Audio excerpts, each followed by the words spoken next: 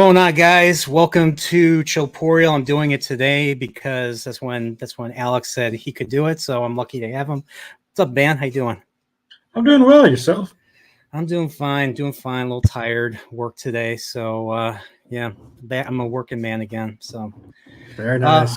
yeah. So figure, Alex was my second CHILLPOREAL ever. So, I feel like, it's been a while. I need to bring him back. So figure do this before he ties the knot. So Yep.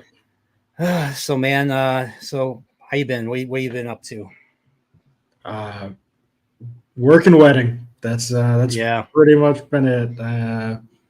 Spent the last 2 weekends trying to get my car maintenance, and it's pretty much been every waking moment of my life in the last month and a half. Can't wait for it. It's gonna be a blast. We'll just say that. So but yeah, other than that, like hasn't been a lot going on like within entertainment. Have you been watching House of the Dragon? Well, of course you've been watching House of the Dragon. Yeah, I didn't get a choice in the matter. I was instructed we were watching House of the Dragon, and So I remember the first time I had the first time I had ever seen the new Lady Balefire existed was came in my stream and said that House of Dragon was horrible. It's probably the only person that said it was terrible. And I was trying to understand because I haven't read Fire and Blood, but I've read I've read Night of the Seven Kingdoms. I've read, Song of Ice and Fire. I've read, I actually read World of Ice and Fire. So, I do like world building. I do, even though I've kind of soured a little bit on Wheel of Time, but we'll talk about Wheel of Time later. House of the Dragon, I don't know. It's just, there were points where I felt there was like a lot of repeats. So I rewatched season 1. And then remember the episode, I think it was episode 7 or 8, where the kids get into a fight and then they cut off Prince Aemon's eye off, and then he becomes, years later, he becomes Sapphire guy or something. So that reminded me when they had the little, bickering with the family. It reminded me of that scene from the second episode of the first season of Game of Thrones, where Arya has her little thing with Joffrey. And then there's like the whole family drama, and they're like, oh, somebody's got to pay and all that. And then, Ned, to keep the peace, kills Sansa's, believe it or not, her direwolf of all things. I was just like, whoa. So I don't think this had the same weight, but it just reminded me I think they wrote it to have a parallel, because this is not based off of House of Dragon has a source, but it's not, it's written like a history. It's like Silmarillion kind of, except lesser. Yeah. Yep. So yeah. So I'm just curious. I know how's she taken this season. I know she had last season. I'm sure she's not taking this season well either. I actually think she's enjoying it more. Okay. Not necessarily because she thinks the show is better. In fact, I don't think she does. I think she thinks it's worse. But because other people are now saying it's bad, she's feeling very vindicated about it. So I think that's probably part of it. But I do think this season has, at least so far, been a significant step down. Yeah, I'm just not excited. Like, when Game of Thrones was out, I used to rewatch even maybe not so much season 8. Actually, no, I did rewatch season 8 because I just needed to know if this was for freaking real. But early episodes, I think, was I used to rewatch episodes all the time. I was as into Game of Thrones as I was into Better Call Saul. Like, I'd always watch right before the new episode come out, I always watch the previous episode.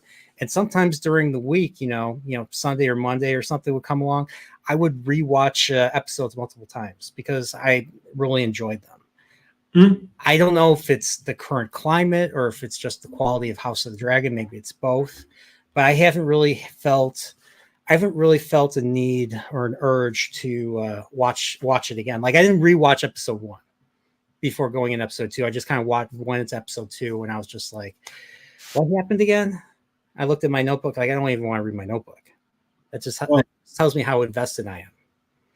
well, it would help if something would happen in these goddamn episodes. Yeah. There's nothing I hate more in modern prestige television than the bit where, we're going to spend 58 minutes of an episode talking about what happened last episode and how we feel about it. And then in the last 6 minutes of the episode, we're going to, uh, you know, do something. And that's going to be the impetus to talk about it for the next 58 minutes of the next episode. And Mhm. it's a really boring formula because by the time they've yammered on for 58 minutes, you're kind of like, would you guys shut the hell up and do something? Such that by the time they actually get to doing something, you're just you're more like, finally, than you are like, ooh, that was super cool. And that's kind of been my experience with this so far. What did you think of the king? Like the king trying to be the king, or what do you think of the king Aegon or whatever? Joffrey, to actually discount Joffrey, in my opinion. Not that I have anything against the actor. I think the actor is fine. It's just I think I'm curious what you think of him. Like he did make a change. He fired his grandfather and had put what's his name, Sir Dipshit, as hand of the king. So the guy just is he's a total shitbird, and I forgot this. So what's funny is I read this and I actually remember that in the histories he becomes this, and the way they're trying to flesh it out, I think, is just not good at all. Like yeah, like you said, they're going the very slow and boring approach instead of it just being, because I watch another HBO show, well, just an episode, and I noticed like the quality was leaps and bounds better than what we got in House of the Dragon. I'm talking about Rome. You ever seen Rome, HBO? I watched the first episode. I mean, I haven't continued because I just haven't had time. But the first episode, I was so drawn into it. I thought the characters were smart. They were acting within, well, they acted like basically like real people almost, and the acting was good. The acting was good, and there was things going on, and things were moving, and it was interesting. Even though it's about Rome, it's about Caesar and Pompey's rivalry. So yeah. I'm actually, ironically, I'm one episode ahead of you in Rome. okay. You did 2 episodes. Yeah. So is it true that the first season basically works its way up to Caesar's assassination? E2, Brutus E2. I would assume so. I haven't watched it yet. That's what I'm curious. I'm curious about that, and because season 2, I think there's a time jump, and Octavian is all of a sudden I don't know if he's Augustus or if he's part of, or if he's already like he's doing the second triumvirate stuff with Mark Antony. I don't know. I just took a quick glance because that's what I do. I tend to cheat. When I look at I looked at the end of the Lord of Chaos. I looked at the last page to see like, okay, what's being said here. Okay, you will be knelt. Okay, I can't read anymore. Okay, there you go. So I tend to look ahead, like on streaming services, and say, hey, what's the later episode's going to look like? So I look at the thumbnail and I look at the little synopsis. So yeah, spoilers don't really bother me. It's all about how you get there. I gotcha. The chat Trip is. I think Trip is kind of echoing some of my thoughts here. Trip, I don't think it's terrible. I think the production design is elite. I think the dialogue is fine for how it's delivered. I'm bored of it, and you can say they're setting up the intrigue. I don't really want intrigue at this moment. I want people to smash dragons together. Yeah, I'm still waiting for that. I don't know if it's going to be this season. It's probably not going to be, but I want to see yeah, you guessed it. There's going to be a fight between two dudes on dragons. I'm sure you can guess which 2 dudes. One of them has a very big dragon. The other dude is the other dude just got himself humiliated for sending child murderers to assassinate somebody, assassinate the second son, the king's brother type of deal. I was just like, and then we find out where he is, and that I believe that was your favorite scene, right? We find out where he is during that whole thing. He was in a fetal position, being caressed by the mother of the ladies of the night type of deal. And he's like, I feel so bad. I didn't mean to kill my cousin, or was it my nephew? I didn't mean to kill my nephew, but he cut my eye out, and they were mean to me. I'm like, because now that part I knew was going to happen. I knew that Aemon was going to kill Lucerys or whatever his name is. I don't remember their names because they just, well, I liked the tension in that final episode of last season, but but I would have rather preferred him be full Darth Vader, because it seemed like in episode 7, it seemed like they were setting him up to be Darth Vader. Like he was standing there. He had the actor had this look like he had this predatory look, like with the the eye patch, and he had his eye wide open, didn't blink once. He looked like he wanted to eat those, like he wanted to eat his nephews basically. And they tried to push him, and he pushed them harder and all that. So it seemed like they were setting it up, and all of a sudden he loses control of the dragon.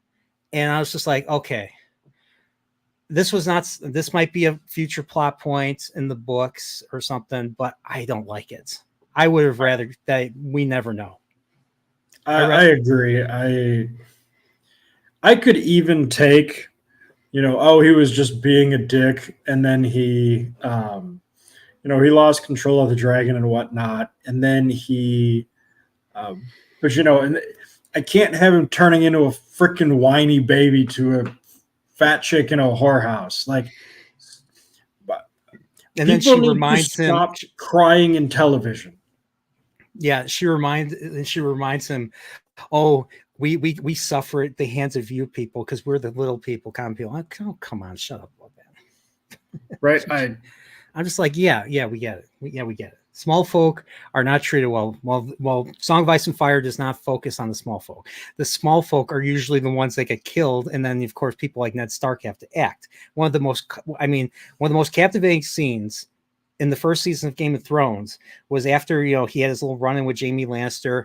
In the books, a horse falls on his leg, but in the show, one of Lannister's men stabs him in the leg or something. Yep. So he's not in good shape. He gets he's hearing people from the Riverlands saying, Lannisters attacked us. The mountain has burned the mountain has done bad stuff to us.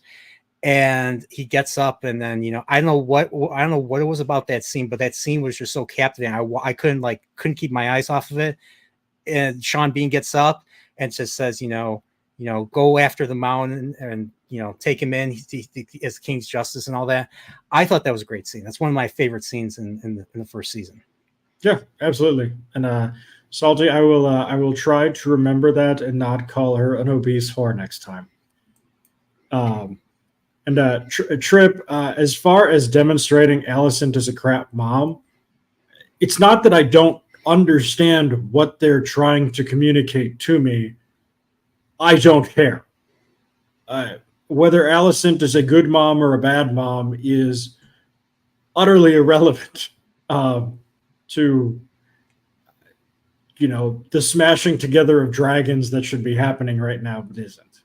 Yeah, that's absolutely what should be happening. Yep. I just want to say hi to Nas and Staplebow and Gadfly and DJ Ronnie G for sticking around. Always good to say hi to the homies. Oh yeah, what's up, guys?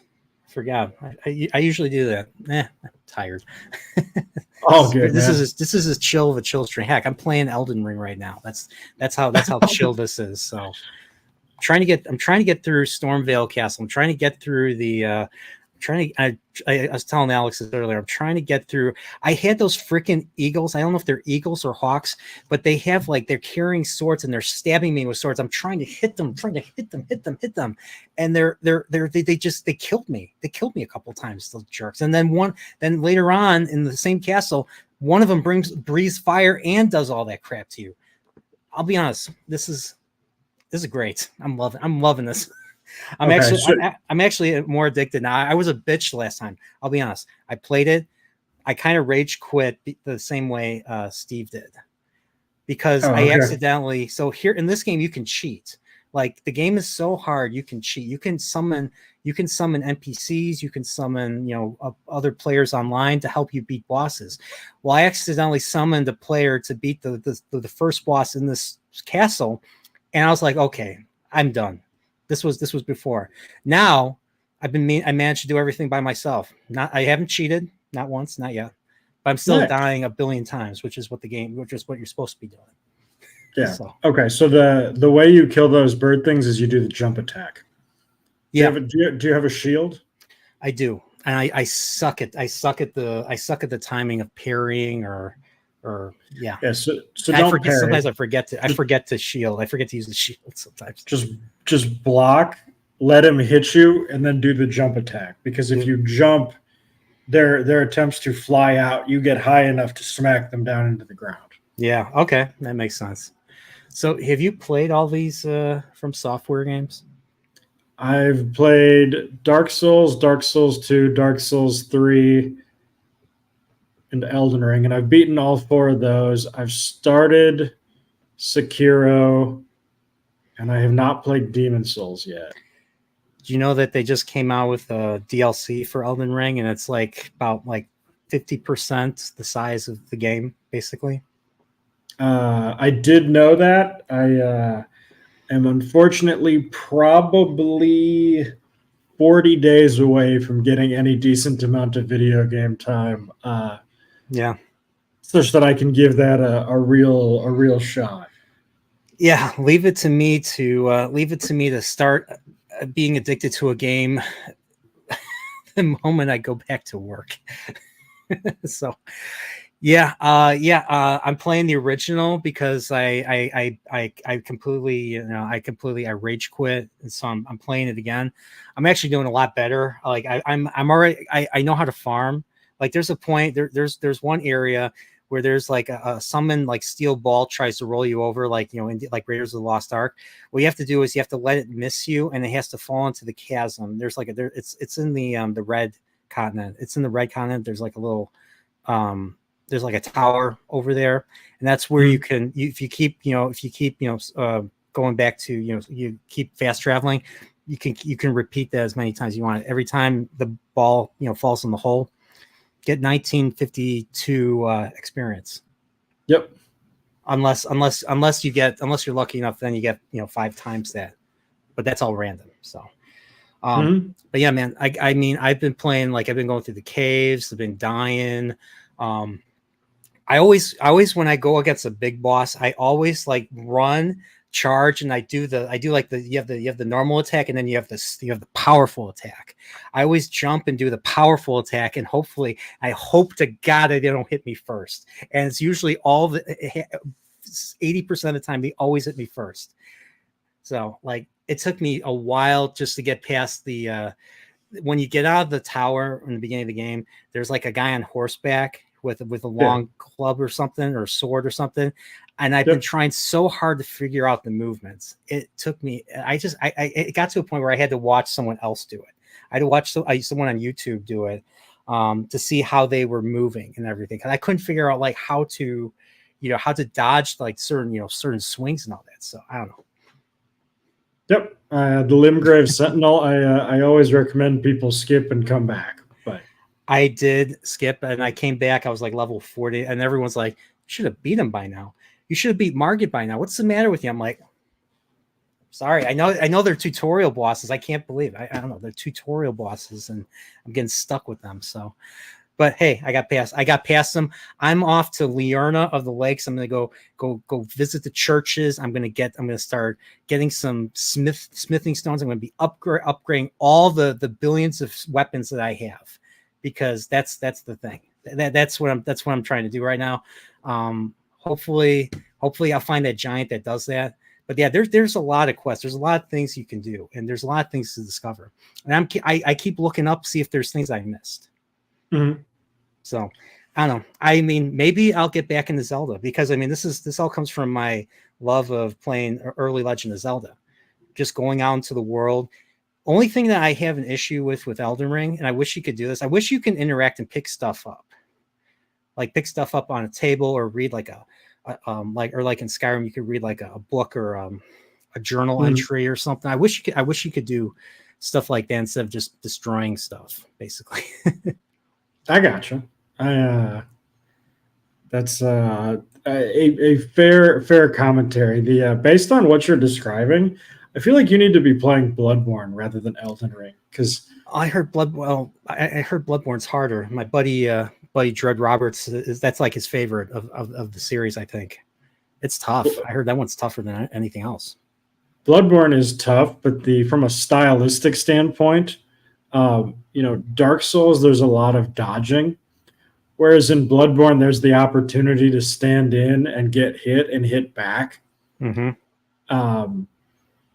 And maybe my favorite thing in all of my probably decade now of playing From Software games is in Bloodborne, you get your strength and your health up, and you come back and you fight some of those lower level bosses, Mm-hmm. and they're basically programmed to, if they know they can't beat you, they will basically flee. And so it's No almost way. like, yeah. So the boss fight is basically I don't even know how you describe it, but it's entirely different based on, if you hit them the first time and do 60% of their health, instead of them trying to stand in and squash you, they basically go, nope, I don't want to be here. And they'll still attack you, but they'll do it from like far away. Like they'll basically turn into your strategy of waiting for you to attack and then dodge and counterattack. Mm-hmm. So that's very fun. But in Bloodborne, when you come back as the Terminator and squash them, Staple Ball likes the whirly gig. I'm not gonna lie, man. I am a big fan of the bashing hammer. Just a chunk of granite the size of your body that you just smash them with. It's delightful. I've heard rumors that there might be a remaster of Bloodborne. So I don't know. And I've heard possibly there might be Bloodborne 2 might be the next game. I don't know. So I mean, it's all up in the air at this point. I do have Bloodborne.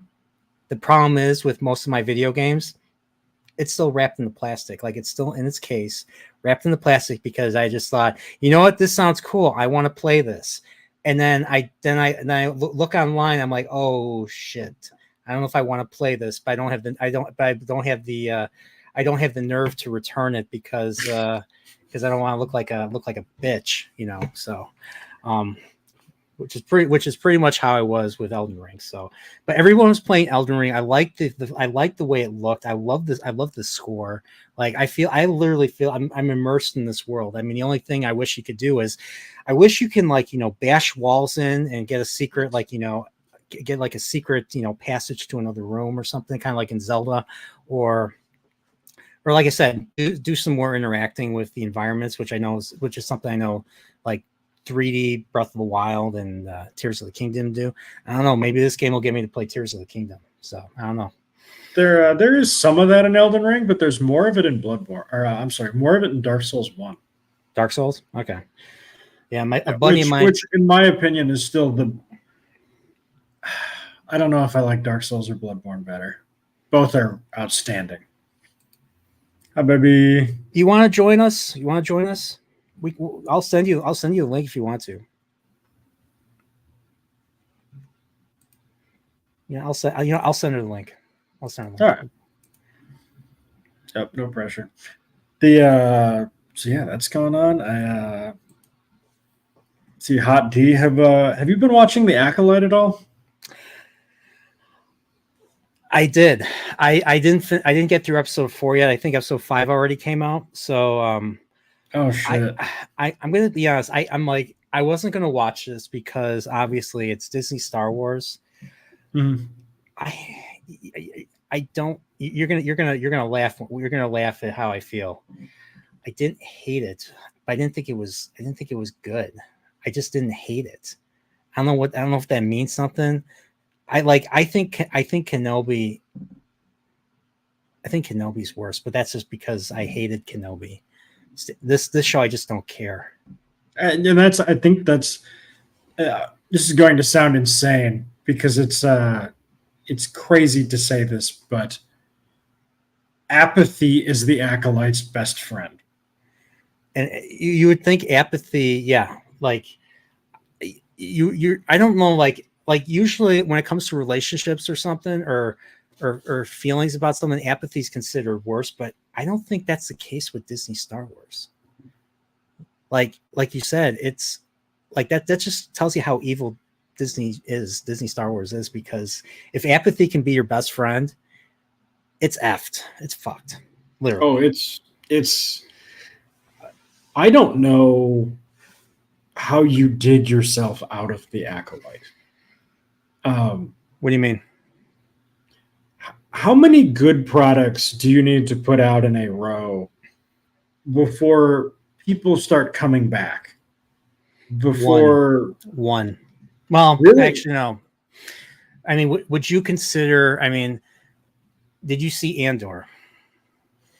I have not seen Andor yet, and Okay. that's I think part of what I mean is if they had followed up Andor with another show that people said was good, Yeah. I probably would have gone back and watched Andor. Yeah. But I need them to string together 2 or 3 winners before I do more than, my annual welfare check on the franchise. And Yeah. oof. I'll say this, like, I mean, I don't know, like, I know, like, I asked like Steve and Salty, like, hated it, obviously thought that the choreography was terrible. It probably was, but I don't know, I felt like because it was Carrie-Anne Moss, I just thought it was the Matrix. Like, I didn't even care it was Star Wars. I just thought it was like the Matrix and everything. I couldn't stand the what was interesting, what I originally thought was going to be the case, because I wasn't paying any attention.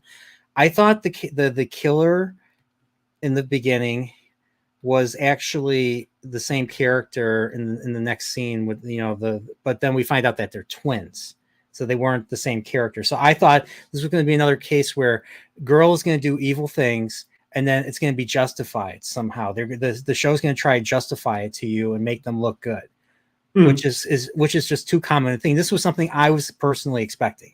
So I guess my expectations were subverted because I didn't pay attention to all the other bigger channels talking about, the fact that it's, it's about twins, and then they, like, they're doing their own little, thing with the Force, like episode 3. What was it? The witches are praying and they get impregnated by the Force or something, or between two, same attracted two moms or something. So the Force reacts to two moms, basically, is what the show is basically telling us. Yep. So, I mean, I'm not judging, but just saying, I mean, she did say it's the gayest Star Wars. Not quote. I'm not. It's not a slur. It's what Leslie Henlin herself said. Just quoting her. YouTube. Yep. That's all I'm doing is quoting her. That's it. So. Yep. And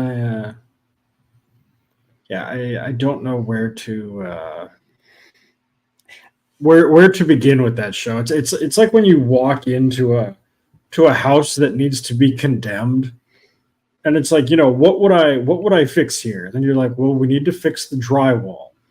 Well, okay, we can't fix the drywall because the studs inside the drywall are screwed up, and the electrical wire is sparking, and it's sparking because there's standing water from a leak in the sink, and it's like, at what point it's fucked. It's literally just you got to do it. You have to do it for spray. You got to get rid of it.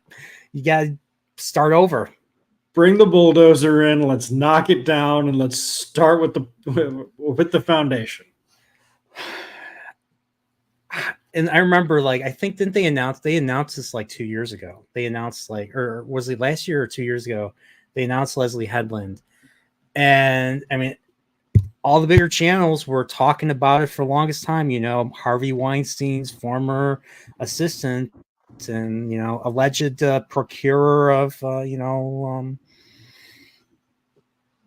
bodies. I don't know, for him to do stuff with. I'm not saying that. Yeah, that's terrible stuff. Shame on you, Harvey. I'm sure you're listening. But yeah, like, so everybody, like, we all knew, like, everybody, like, I don't know what else she worked on, but wow, she did not disappoint. Like, everybody was expecting it to be bad. She did not disappoint. Like, I'll say this. I follow, I have one person, big friend of the channel. He doesn't like the Disney trilogy, but he does like a lot of the shows. He likes Kenobi, he likes all that stuff. And I'm talking about my friend Matt Cave. Good guy. Love to talk video games with him. Heck, I even love to talk Star Wars with him. He actually was pretty positive about the show until episode 4.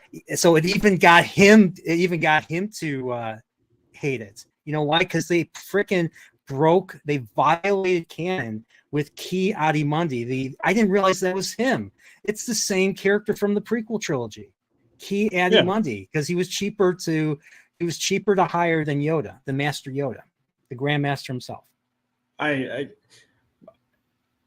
This is going to sound bad, but I don't super care about Ki-Adi-Mundi being a certain age, and I'm not going to judge anybody who does, but the issues with that show are so prevalent and so all-encompassing that at this point, breaking prequel canon, just throw another log on the fire, guys. It's dead. Like, if you change that character to someone other than Ki-Adi-Mundi, call him, Liadi-Lundi, there's no, it doesn't really change it. It's still a completely dog shit production.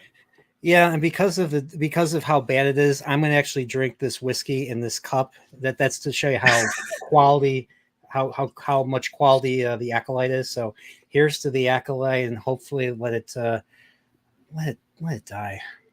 Yep. Truthfully, I don't know.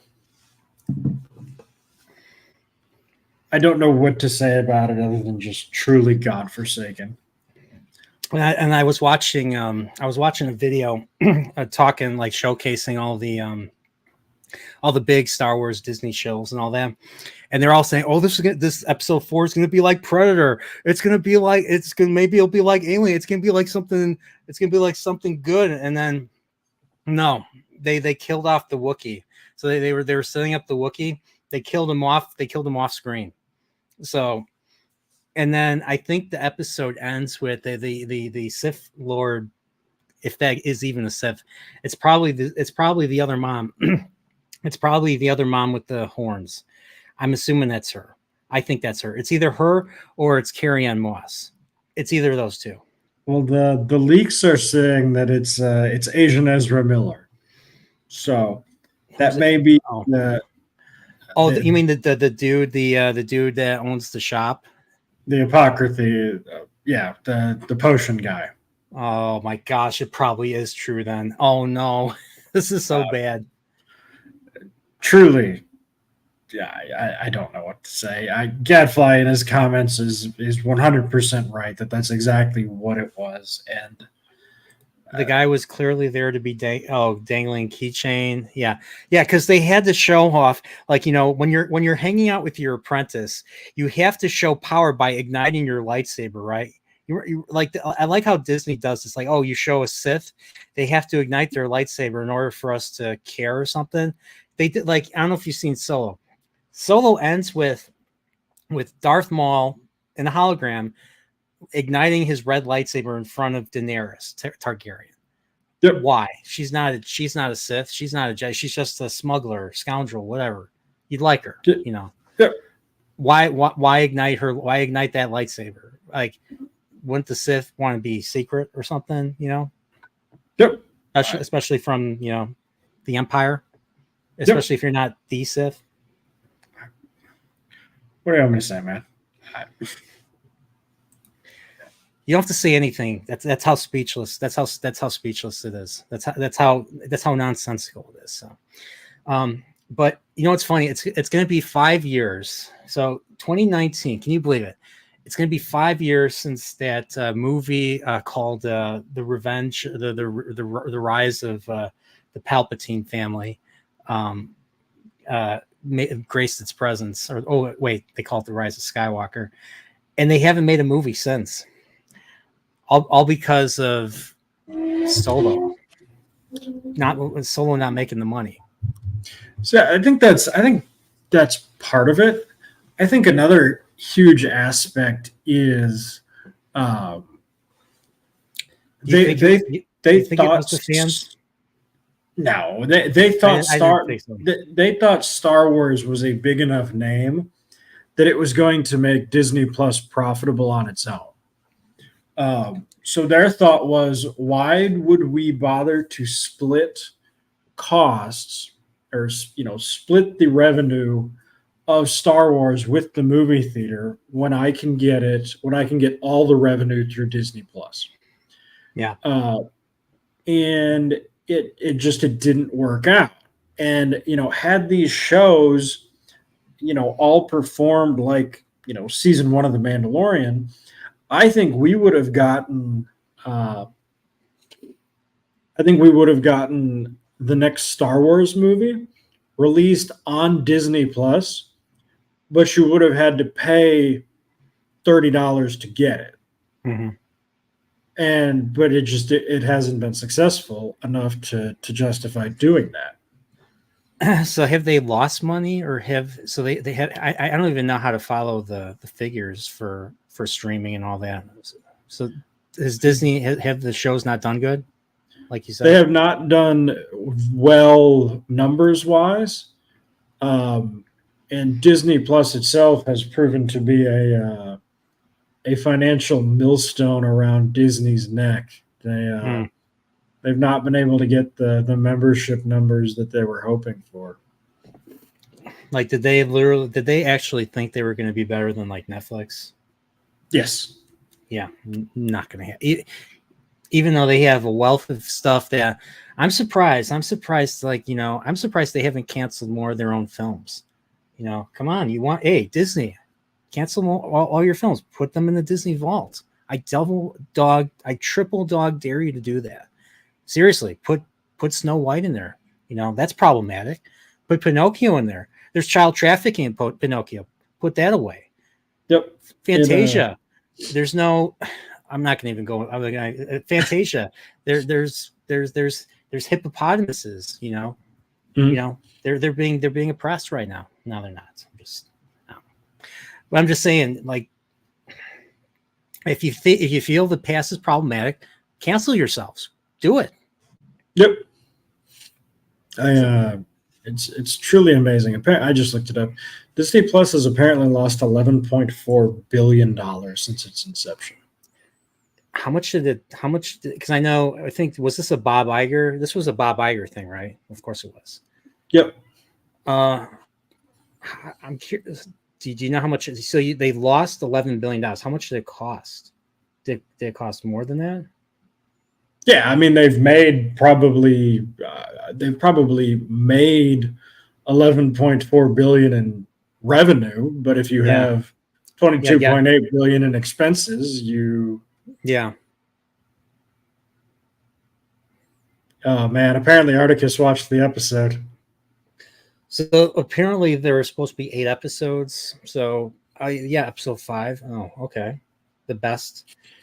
I don't know what that means. Like the best, as in best, as in the point where you don't care. You like it didn't piss you off or something, or the best I, isn't as it was I, actually good. Articus can't even explain I'm going to say, based on his maniacal cackling as the second comment, that it. it was quite bad. Yeah, is that also taking into account the costs associated with building the service in the first place? Yeah, Yeah, probably. that is included in the calculation. Okay. I mean, yeah, yeah, and their services. I mean, I don't know if it's better. I don't know. Would you say it's better than HBO or Max or something? I've had a lot of problems with Max, not necessarily with the stuff that they have, but with the just the way it works. Like sometimes, like I can't get it to work. I can't get certain commands to work. Like it won't rewind for me, or if I cancel out and I try to start it again, I will have to turn off my Roku in order to get it to work. So what, like when I was trying to watch The Wire, it got to be a nightmare at points. Like so, like literally the moment when the Greeks are slitting that dude's throat in the first episode of season 2, or maybe the second episode, I forget when, and then it doesn't work. I'm just like, you son of a bitch. Seriously. Like, and I was like, this is getting good. This is getting good. And then all of a sudden that crap comes out. So, or Gotcha. that crap happens because.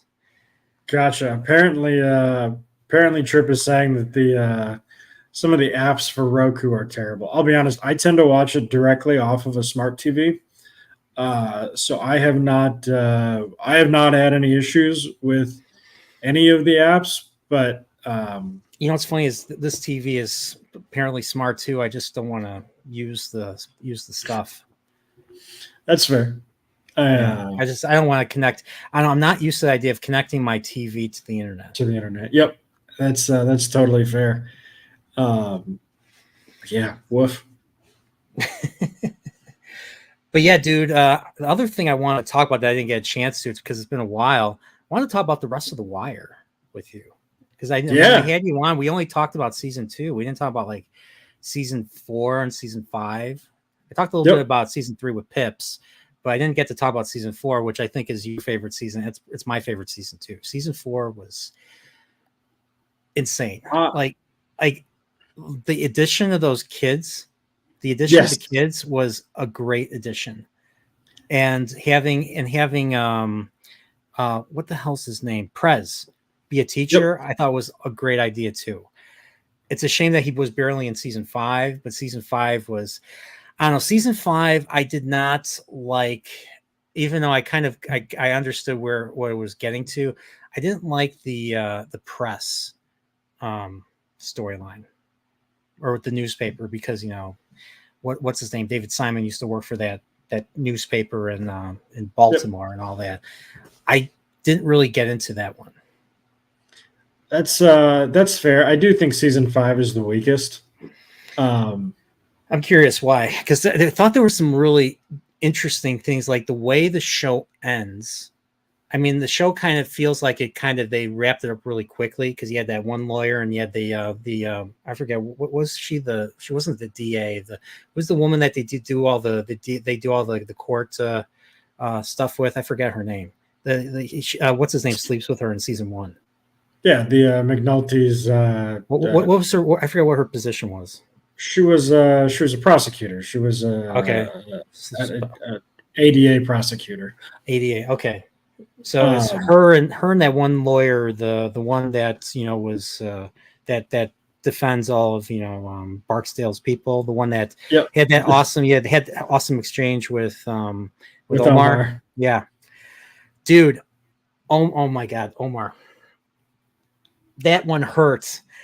Yes, it did. That one hurts so much. I was like that. I mean, season 5 might have been the weakest, but season 5 shit was really going down for like everybody. Like Marlo Stanfield was just like, he was killing off people left and right. Like he was freaking, to me, he was like that show's Ramsey Bolton. Yep. Like he like doing bad stuff, taking everybody out. And like when he and he didn't say much. He just he looked at you like he was like a predatory cat, because he was, and he would just, you know, when he entered the scene, you knew something was gonna happen either then or down the line. So Yep. but yeah, because Omar, you know, decided to rob him, well, he went after all of Omar's people. He went medieval, to quote Marcellus Wallace, he went medieval on his ass. Yep. It the one that really got me about season 5 is you know, I know that it's the, you know, people talk about the politics and the newspaper elements of it, whereas to me the most fascinating thing they had to say about season 5 is we've killed off and replaced basically all of the criminals that we started with in season 1. Yes. And nothing has changed. They've just been replaced by younger, those kids, like the dude that the young man that had the young man Michael, that had the bad clothes, you know, the one that smelled. He's pretty much now what's his name? What's the junkie's name? What's the dude's name? I forget his name. Bubbles. Bubbles. He's the new Bubbles now. And the one dude the other dude that's Mike, Omar. He's the new Omar now. He takes out the one woman, one of Barksdale, or not Barksdale, Stanfield's lieutenants. Yep. Those two are killing everybody. Like they were killing everybody. So and then you had the one that was left in the foster care. Yep. And then he gets beat up. I forget who has he become. I can't think of it. He's the guy that got killed off. The one for talking to McNulty. Oh yeah. Oh Barksdale's nephew, right? In season 1. Okay. All right, him. And because he's fell in with the bad crowd. And then you have the one that had the biggest problem, the one that was probably the most unlikable, and he goes into that special class because they took out all the problem students in that class in season 4. They took him and they put him in another room. And who happened to be in that room? The captain who was the captain of that one precinct that was responsible for Amsterdam. He was there, and he manages to get he adopts the kid with the blessing of I forget what Barksdale's, that one dude is, I forget his name, but the one with the goldfish. Mm-hmm. Like one of my favorite scenes of season 1 that I laughed really hard at was when what's his name, Barksdale's nephew is being led by his dad, by that one dude, the lieutenant, and he thought he was going to be off because of the way things were going down. He's like, you know, he's freaking out. And he's like, "Hey, watch my goldfish." And that was it. I couldn't help it. I was thinking, like, it made me think of Goodfellas. It made me think of Goodfellas when what's her name, you know, Lorraine Bracco thinks she's being led by De Niro. Like, "Oh, come on down the alley. It's there. There's stuff for you there. We'll go there." Yeah, I changed my mind. I'm gonna leave. Yep. So, oh wait. Yeah, season 4 is so amazingly based. Yeah. Like you said, people like, and here's another issue, and this is something that rings true in real life. I mean, especially here in Chicago. I mean, you go down South Side, you know, some of the badder parts of the neighborhood where, you know, people dying, you know, family members dying violently is normal. The way they talk about like people they know disappearing, they talk it like it's normal, like especially when with Stanfield's crew, they're killing off a whole bunch of people and they're just disappearing. They're like, yep. Everyone's like, yep. Stanfield, we know he did it. Are we gonna say anything? Nope. It's wild to watch. I don't know if you've been following the international news about El Salvador.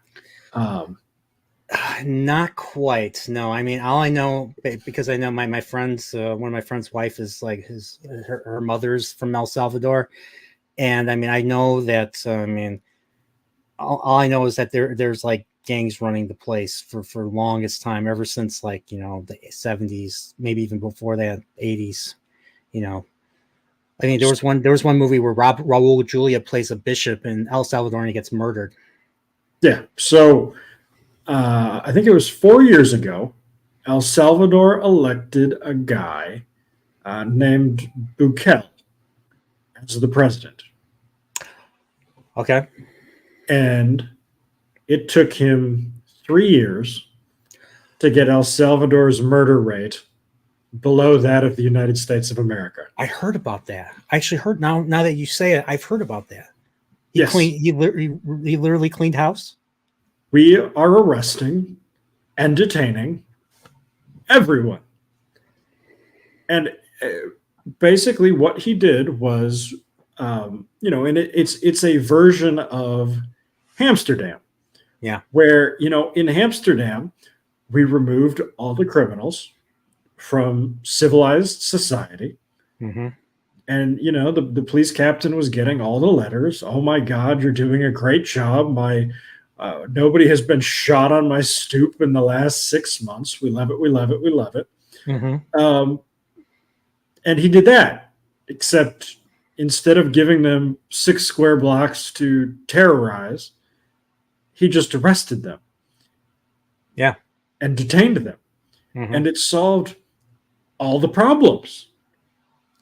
And I mean, it's basically the entire El Salvador existence crime experiment is basically a proof that the captain's crime policies work and would work now, except that we lack the willpower to enforce those policies. Mm-hmm. And it's even funnier when you see the same thing happening in education with school choice policies, where you know all we've done is we've taken our kids out of inner city hellholes and allowed parents to choose to send them to places where they're not surrounded by the future felons of America. And the results are speak for themselves. They've been tremendously successful, and it's amazing to see. We do know the answer to these problems. We just, as a society, are repelled by the solutions that would actually work. We would rather subject, uh, you know, 8 kids to the terrorism of 2 shitheads than isolate the 2 shitheads who consistently show antisocial behavior. Yeah. And it, like I said, it's maybe the most base season of television ever. Yeah. You're probably right. Season. I mean, it just what you're talking about, the whole Amsterdam thing, season 3. I'm Or sorry, season 4. season 3 of Amsterdam and season 4 of Yeah, because they the did the same Education thing. of Press. Yeah, they took all the problem kids out of the classroom. And what's weird, what was weird was it benefited the biggest problem child of that friend group, of those new characters, because he ended up being, like I said, he ended up being adopted by that one captain. And then you see him briefly at the end of season 5, to see where all the kids went. And he's practically like he's going to be like a new Republican commentator. He's going to be working for the Daily Wire type of deal. So I don't know, like that, like he's up there on stage giving speeches and all that. So he benefited, and you're like, but he wasn't the bad, but he was the bad one. And that's just that. And what's weird is, and this took me a while to understand about the nature of The Wire, is that in The Wire, bad guys generally win. The bad guys usually win, or or it's luck, or it's it's or luck. it's It's an luck. inescapable cycle. I mean, It's to an extent, inescapable. Oh, it's a cycle. You're right about that. to an extent, it's almost the wheel of time, where there's a cycle of time, except instead of it being in the wheel of time, it being 50,000 years, in The Wire, it's 5. Yeah. It takes 5 years to flush out the old criminal element and You bring in replace the it with new. the new criminal element. Yep. And it's And then fascinating. and then so like the it's like they're all basically, compared to the bigger criminals, the politicians, and the corrupt officers, corrupt, all the different corrupt peoples, the building developers, all the ones that have wealth and power and all that, they get to continue, while the city gets to look on, the small fry, like your Barksdales and your Stanfields, that they kill each other. And then the cycle just keeps going because it's beneficial. And that's basically what I think what The Wire was trying to say.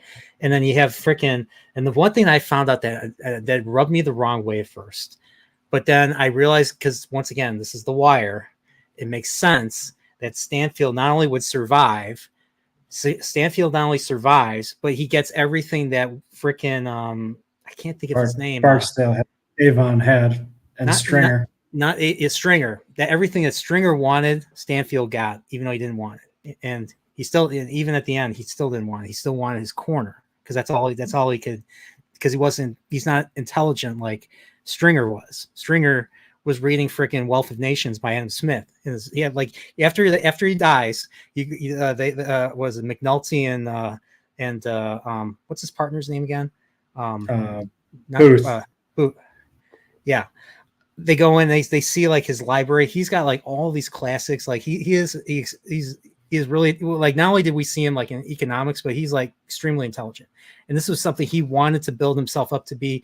That's why he was doing deals with the realty developers of Baltimore, and of course dealing with, he wanted to murder what's his name, because what's his name ripped him off. What's his name? What's a shit? I can't think of his name.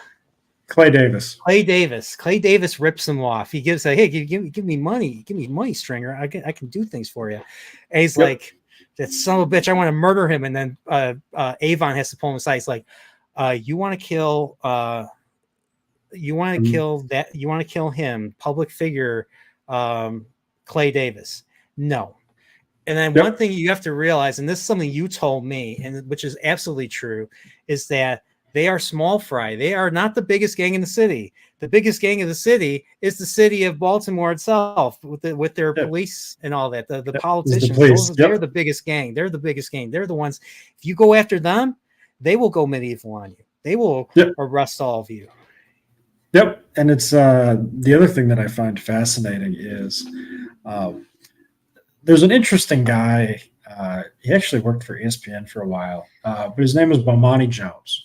And he's a black guy, and his opinion was always that Stringer Bell is the most racist character in The Wire.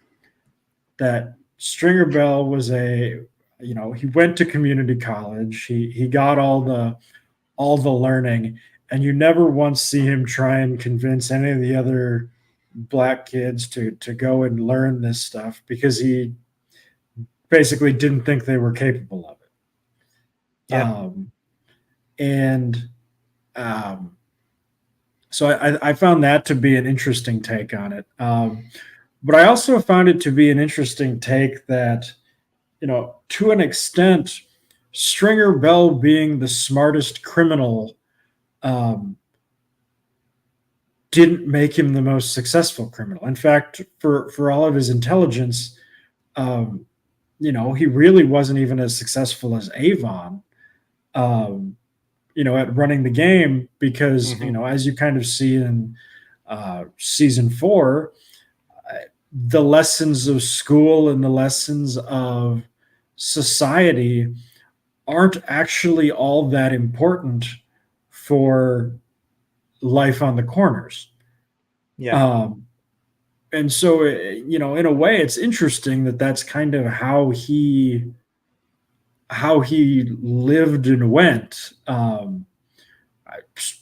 all of the characters in the show are fascinating, but Stringer Bell, especially to me, is maybe the most impressive. It's too bad they killed him off. It's too bad they killed him off in season 3. Like it would have been interesting to see him in later seasons, but hey, See, they did what they had to do.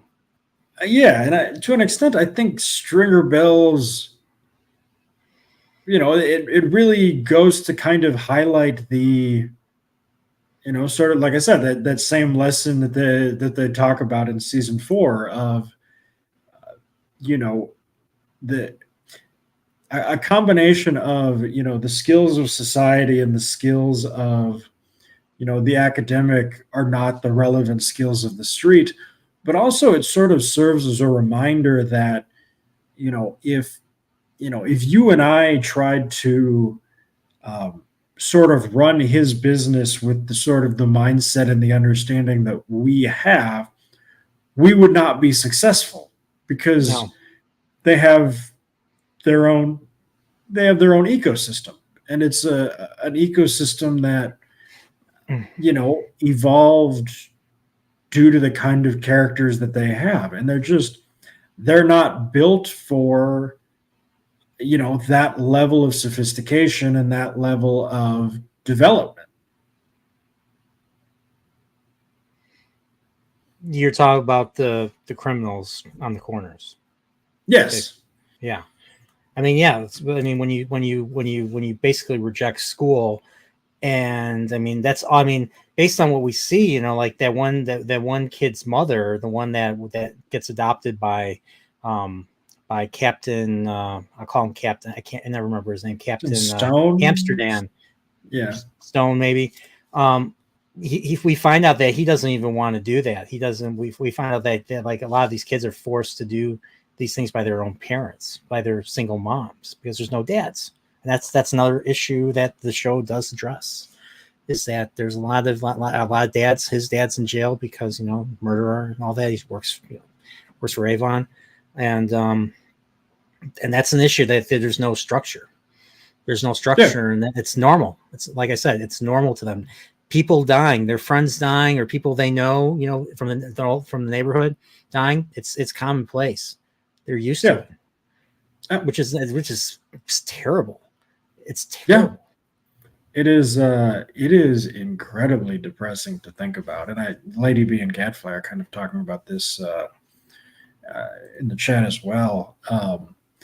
The loss of human capital to just rampant, screwed up corruption, and not just corruption, but just again, antisocial criminal behavior. It's really sad to think about. Yeah, it's sad, and I mean, I'd like to think that there is a solution down the line if people are willing to put in the work.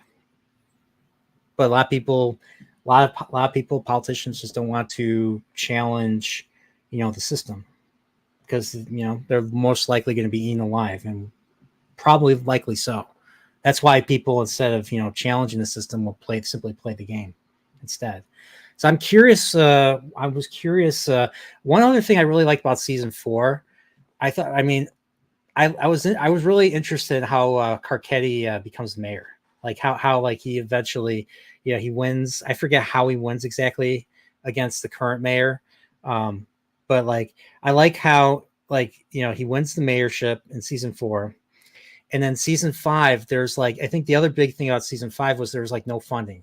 So they couldn't even do anything about the bodies, if I remember correctly, or something. The police departments were getting no funding. So everybody was on edge or something. So, I mean, would you consider him corrupt, or was he just, just another player or something?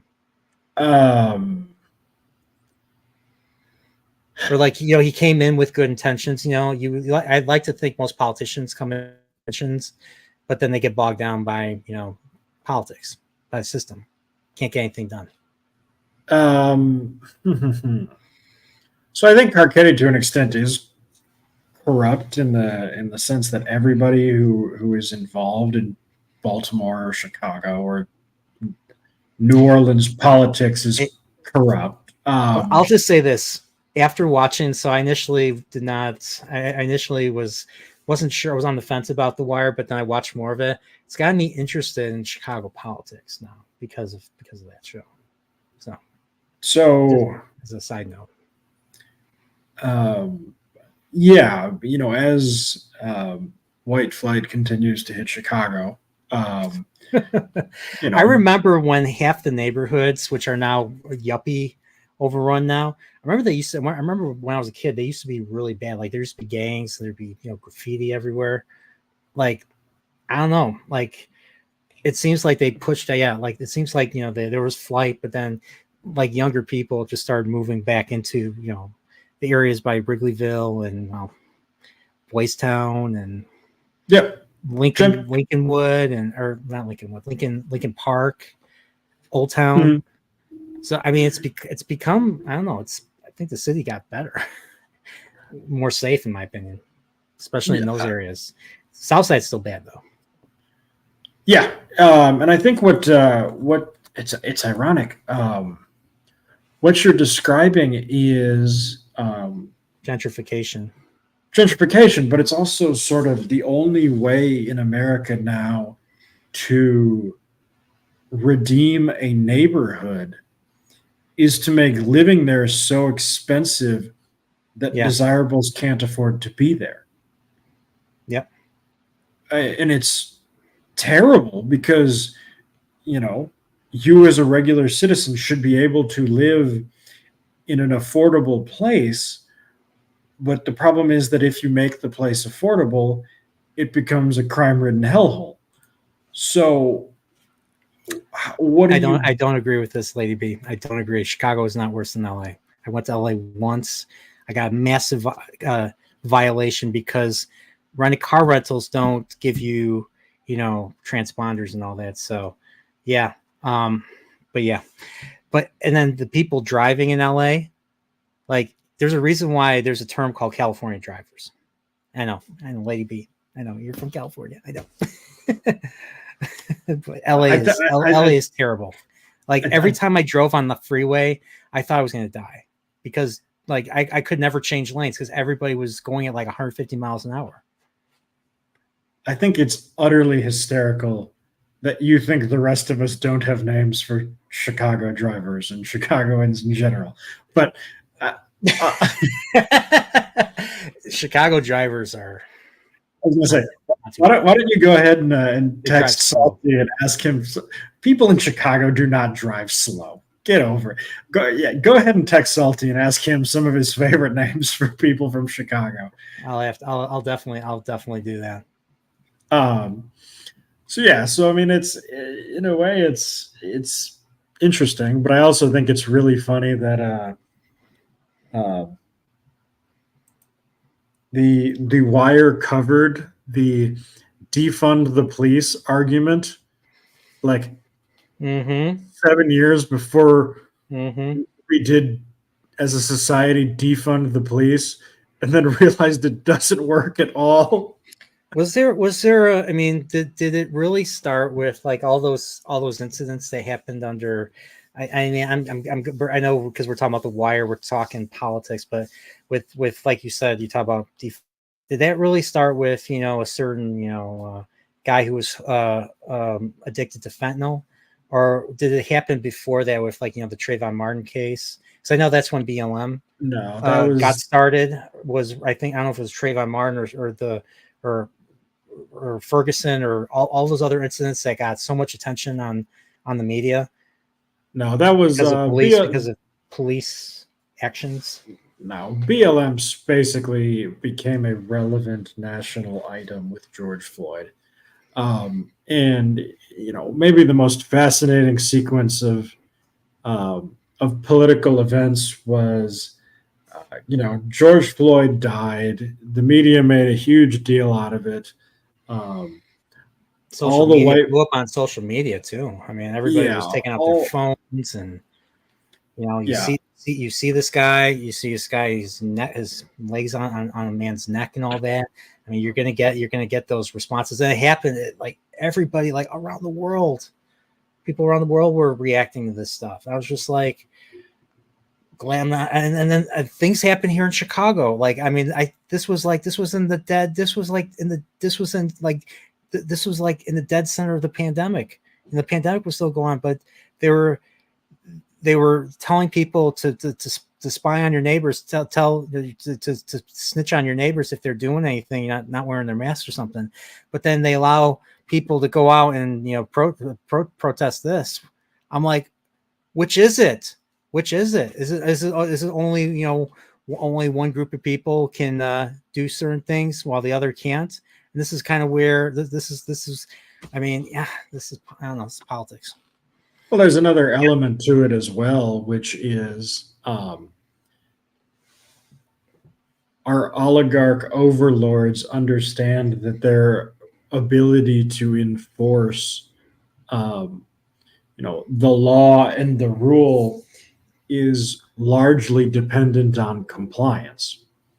Yeah. So, if You learned quite a bit. Sorry to interrupt you, but you learned one thing I learned quite a bit. This whole thing was that people are extremely compliant. This is what happens when you live under good, and I hate to say this, it's what happens when you live under good times, to the point where you're so willing to put trust in strangers, politicians, or organizations in general. Yeah. And it's the institutions. Yeah. And it's wild to me to watch every institution in America that we once held in some regard set itself on fire. Yeah. Willingly. I mean, there was a thing today, and it blew my mind. It was the Associated Press, who, like, 7 years ago was maybe the single most respected media entity in the country, posted a story that was, I could probably find you the link, but it came out today. It was infant mortality rate in Texas is up 8% since since Roe v. Wade was overturned. And so I looked at it and I went, that makes no sense at all. There's no way infant mortality is up to 8% in Texas, no matter how many pregnant Guatemalan women sneak over the border. And what I looked up was, when they said it's up 8%, what they mean was infant mortality had gone up from 5.29 to 5.71 per 100,000 people. That they had added 8% to the existing rate of 5.29 and found out that it was now 5.71. And considering that Texas has about 400,000 births a year, that equates out to about 1.6 dead kids annually, which is easily an outlier. So the fact that the Associated Press is putting out stories of, horribly slanted information that equates out to what is basically a rounding error is horrifying. And I basically at this point can never trust an Associated Press story again.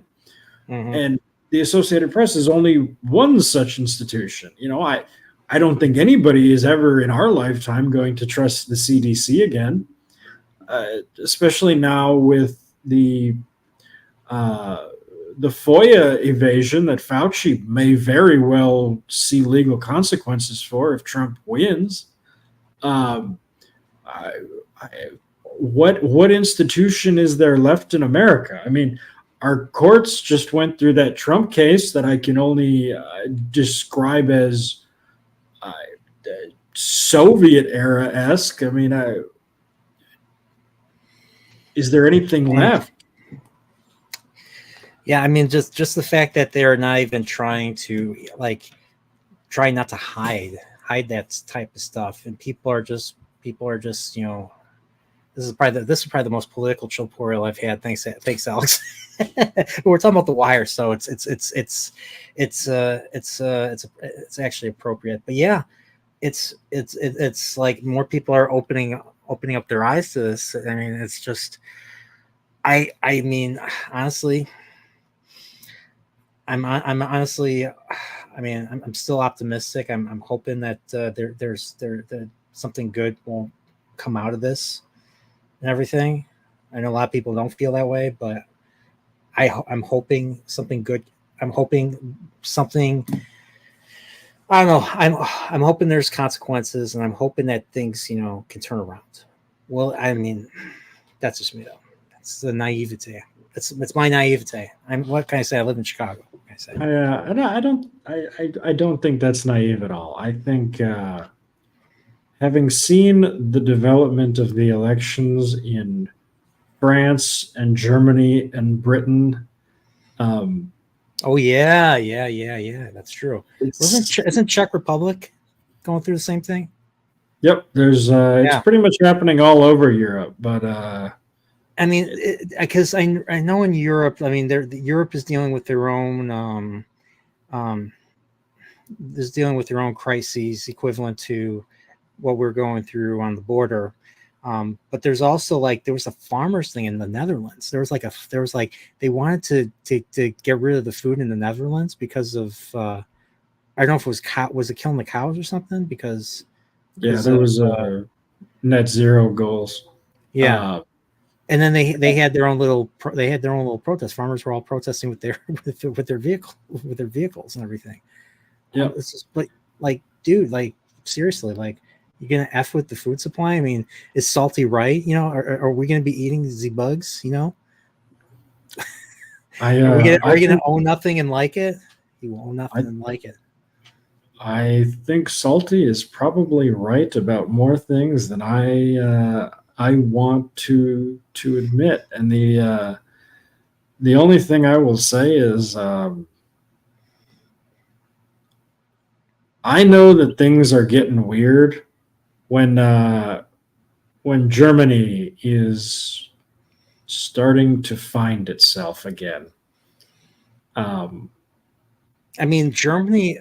I mean, as far as I'm concerned, Germany is the ones that are really holding up, and a lot of people are blaming a lot of this stuff happening because of the European Union.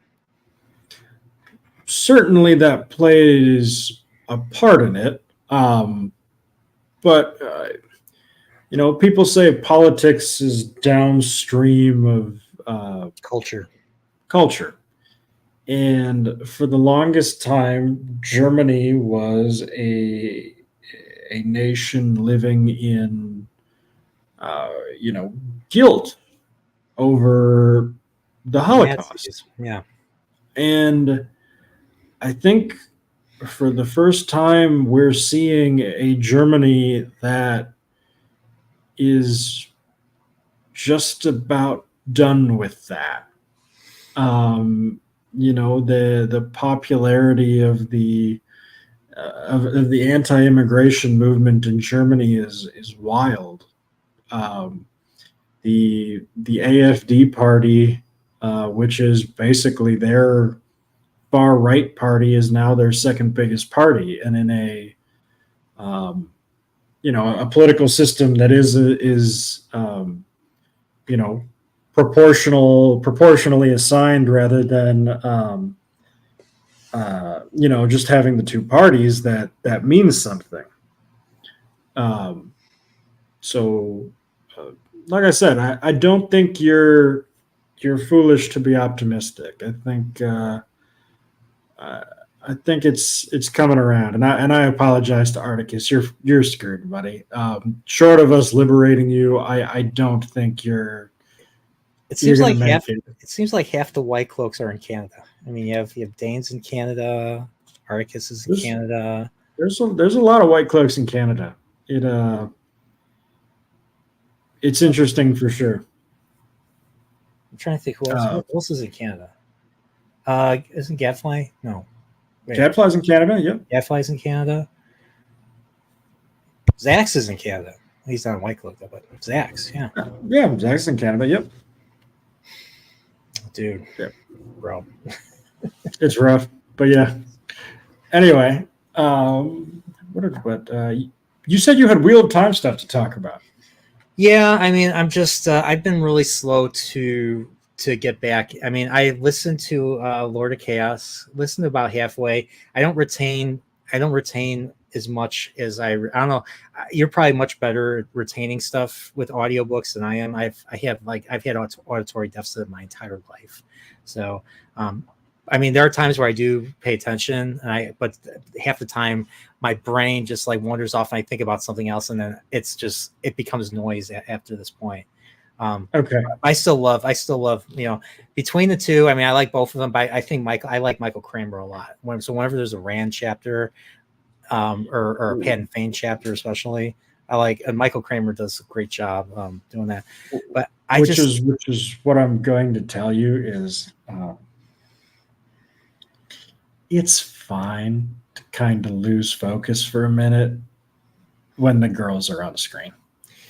Yeah, I mean, nothing against Kate Redding, but it's just like, I don't like her when she tries to imitate, like when she tries to talk like the men. And she talks like this. I'm just like, no, I'm okay when she's just, and her Nynaeve is just annoying, but that's because, well, she's supposed to. She's supposed to be, because Nynaeve is annoying. Nynaeve is extremely annoying. That was my issue with the Fires of Heaven, was there was too much Nynaeve. And then I was gonna read. I mean, I started reading the prologue of Lord of Chaos. It starts off freaking awesome. Like the beginning of the Lord of Chaos, the first like 5 pages is pure awesome. You introduce Demandred, you introduce Shader Haran. We get to see what Shale Ghul's like, and it's terrifying. And I'm like, dude, this is awesome. And then the next thing, because it's, prologue is multiple points of view. That ends, and then we get Nynaeve. I'm like, why? I'm reading. I'm like, oh no, why is Nynaeve in the prologue? I was expecting like all the minor characters to be in the prologue and Nynaeve to be, and she's in the prologue. And then there's and then the next one is freaking Elaine. We get Nynaeve and Elaine back to back, and then after that, instead of giving us Perrin, we got Fael's point of view. I don't want Fael's point of view. I want Perrin.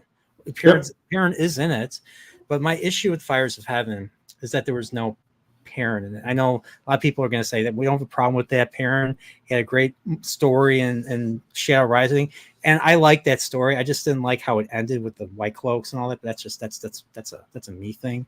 So yeah, like I was hoping there'd be like a begrudging, I don't know. I was hoping Perrin would save Dane's life, and that Dane would begrudgingly feel honor bound to do the same for him later on. That's what I was expecting to see, because I've watched too many things like that.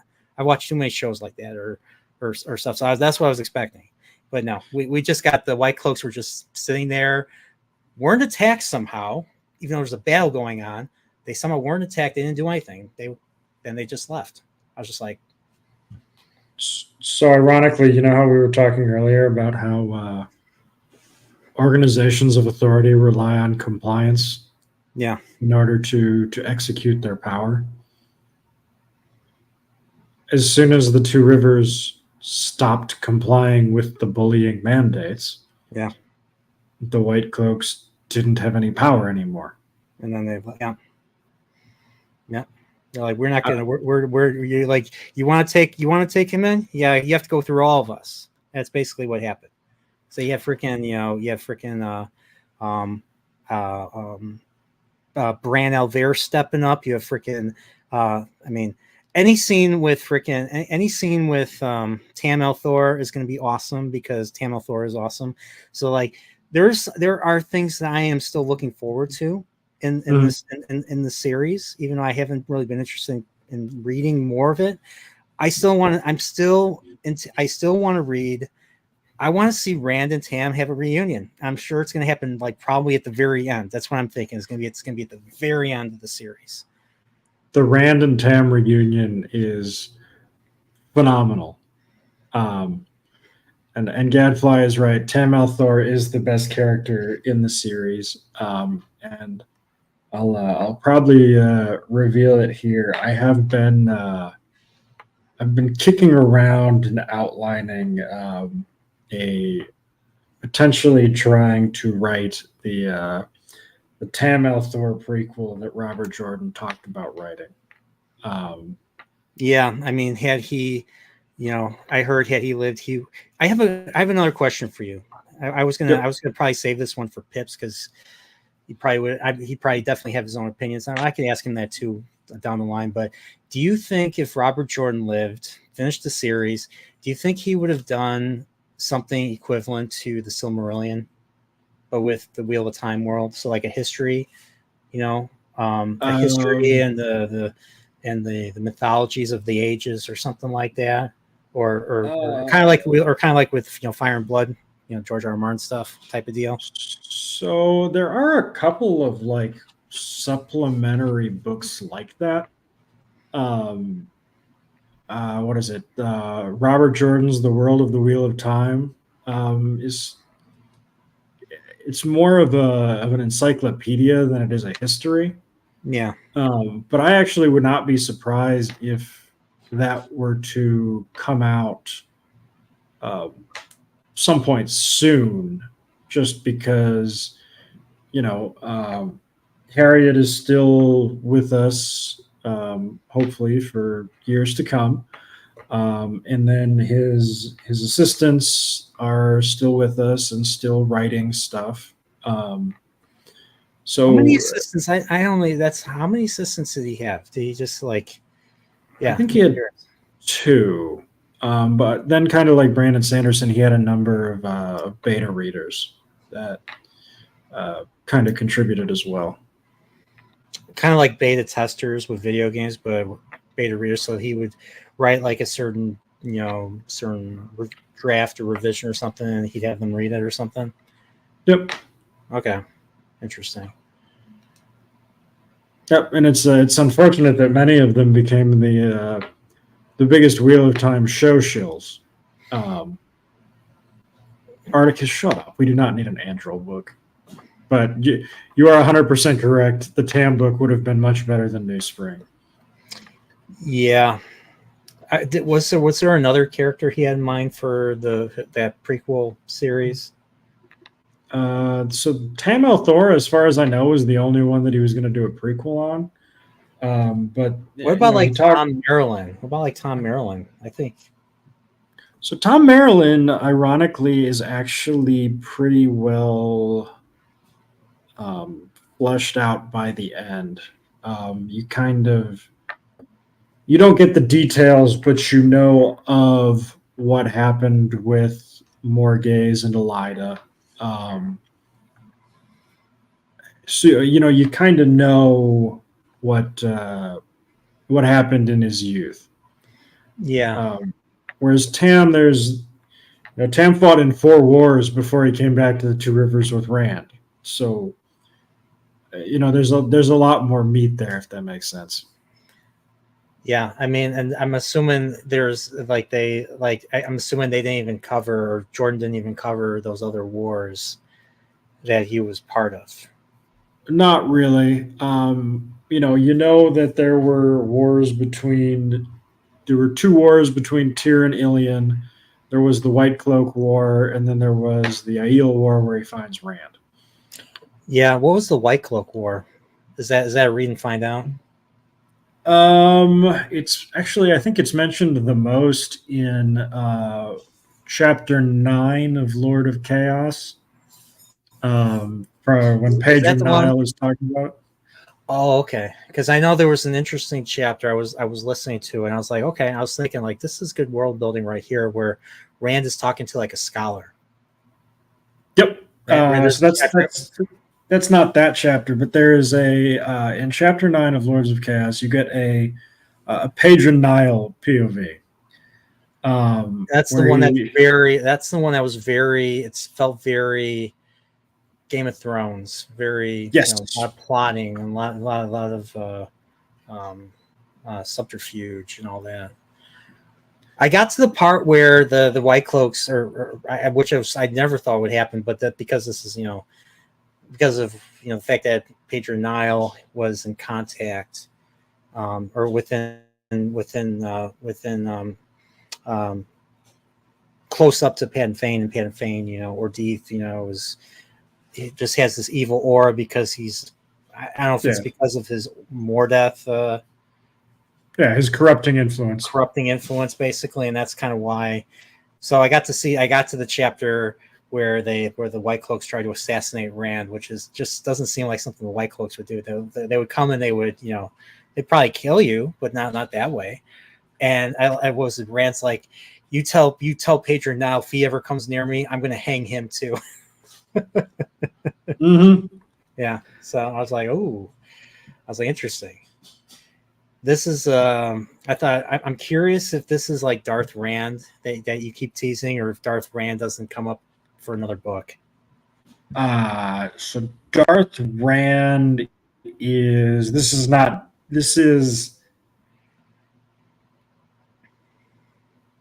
Rand is kind of on his downward slope now, but Darth Rand is terrifying. In the sense, Rand is strong now, but he isn't where he's going to end up. And I mean, Rand at 2 or 3 points in the series destroys an army. Just I think from I'm curious if he's that strong. And I mean, I know the Great Hunt kind of tried to show this with the flicker, but like, just why even get all these armies to, like, why even bring every kingdom together if like he can take out everybody in the last battle? Because I mean, it seems like and I mean, I know this is early. I mean, I haven't gotten that far yet, but it seems like he's taken out Forsaken like they're candy. Because he has to fight an evil god. The dark he can't use up all of his energy, fighting armies if he has to fight the Dark One in a couple weeks.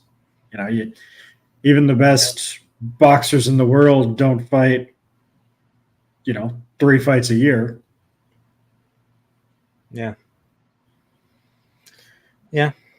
point. So like I said, this is my ignorance. No, early books.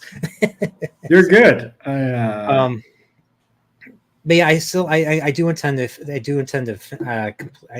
keep reading it. I'm probably not going to actually read Lord of Chaos until later this year, probably. Or truly, I haven't been doing a lot of reading. I actually did start reading a newer book. It's like a fantasy horror. It's called Between Two Fires. It's nowhere near the level of Robert Jordan, though. Mm-hmm. That's one thing One thing I notice when I read other authors or newer authors, you realize there's not nearly as much description. There's not nearly as much fleshing out of setup and everything. I'm kind of noticing with this book, but this book I think is still pretty cool. If it's a good action, it's a horror. It's angels in heaven. God has forsaken humanity, and the fallen angels are amongst the people on earth, and they're fighting with the angels loyal to God and everything. And there's monsters on earth, and the Black Death is going on. This is 1348, and this knight who is disgraced has to escort a girl to a place about something. I don't know what it is. Girl's the key to everything, but so far I'm liking the characters. And he just slew a terrifying sea monster that made me think of Berserk. And it's kind of like that type of world. It's like a Berserk world type of, there's probably demons and things, except it takes place in our world. It takes place in Europe. It takes place in France. So yeah, it's called Between Two Fires. So it's a newer book, and my friend recommended it, same friend that got me into like reading a whole bunch of Stephen King stuff, but it's nowhere near the level of like, Stephen King or George R. R. Martin or Robert Jordan, descriptions and fleshing out of the worlds and all that type of stuff. But it's a fun read. There is nothing wrong with taking a break from the epics and enjoying maybe not it's probably not like a pulp, but a solid 350 page. That's exactly how long it is. Story. I mean, that is absolutely a perfectly legitimate thing to be reading. Yeah. So the one thing I did want to talk to you about, and I know we're probably running short on time here, but we do another 15 minutes. Give me your pitch for a Star Trek show. Star Trek show. Honestly, I mean, I've told you what I would have done with Picard, right? With season 3 of Picard. I don't think so. So remember how they gave Picard a son that came out of nowhere? Like, he was born after. I mean, I like the actor. Don't get me wrong. I mean, Aragon. I thought he's a decent actor, but I didn't buy the fact that he was only 19 years old. He was clearly in his 30s. He's roughly my age. But honestly, instead of giving Picard and Beverly a son, I mean, Terry Matalas himself said that Star Trek Generations did a lot of damage to TNG, and I agree. They did a lot of damage. There was a great episode called Family, and Family kind of humanized Picard a little bit, especially with the fact that he had an older brother and he had a nephew. He had an affectionate relationship with his nephew, and he had he had some problems with his older brother, and him had a beef because he left home. The family business, the family vineyard. At the end of that episode, little young Renee wanted to become part of Starfleet. And then Generations comes, and then right after Worf becomes promoted to lieutenant commander, and they have that that ship, the Enterprise, all that. Picard gets news that his family got burned to death. The Chateau Picard got burnt to the ground, and his family died, including young Renee. And instead of saving Renee and using the Nexus to do whatever the heck he wanted whenever he wanted, he just goes and gets Captain Kirk to stop the immediate problem instead of going to save your family. You could have done that too, and then warned everybody about that stuff later. But what they could have did was they could have retconned because we didn't see it happen. They could have retconned it. Renee could have been alive. How could he have been alive? Now, people hated Picard because of the fact that he was Locutus. I'm sure there was a lot of families that hated Picard because of the fact that he killed a whole bunch of Starfleet. Sisko, you remember Sisko? He hated Picard in the pilot of Deep Space Nine. It's my favorite scene in all of Star Trek. Yes, sir. And so I'm sure people were probably went to Picard's family and they probably burnt it down. And maybe little Renee got out of the house. Maybe his uncle got him out of the house, and he gets kidnapped by the assailants that burnt the house down. And years go by. Picard believes he's dead. Never goes to look for him. So Renee, adult now, and I would have had the same actor. Same actor, he'd be in his 40s now. He would hate Picard when they come across each other again. And the thing was, Renee would have in my opinion, Renee would have a son. Renee would have a son, and he would be part of this Fenris Ranger thing that they created for Picard season 1, which they've never really done anything. And we don't even know what the hell they are. They could have fleshed that out, and Renee could have been, one of them, and then his son could have been, 16, 17, coming of age, close to coming of age, to become, his replacement, or to work under his dad, Fenris Ranger. And then Picard, he meets then his, son meets Picard. So Picard's he's Picard's grandnephew and all that. And he finds out Renee's alive, and then he finds out his son. He has a son, and the son, instead of feeling the same ways, and this is a trope, this has been done so many other things. The son has a beef. The son will not get over, the nephew will not get over, his trauma and his stuff. But but his son will take an interest in Picard because he never met Picard. And he's never met Picard, but I'm sure he's heard about Picard. One thing that the season 3 says, Picard's really famous. So he wants to know more about Picard. And then Picard tells him, the thing that, and this was also a thing in Picard season 3, is that I never regret joining Starfleet. And so he has a son. So Renee has a son that wants to join Starfleet. And in my little pitch, Renee unfortunately gets killed. He gets killed shortly after he makes peace with Picard, and just they come to terms, and he ends up saving Picard and his son, and taking a bolt. I don't know I'm assuming the bad guy would not be the Dominion, would not be those shapeshifters, and most certainly not the Borg. The Borg. Who I think would have been better to be a villain? I think they should have brought back Denise Crosby as all right. I think that way you have gotten the entire original cast back, including Denise Crosby, for one final fight. I don't know if she it would be like an offshoot of the Romulans. Like, we find out what's going on with the Romulan Empire, and Sela is head of a faction that wants to, she has this weapon, because every villain has to have a doomsday weapon. She has a doomsday weapon, and they have to take her out and everything.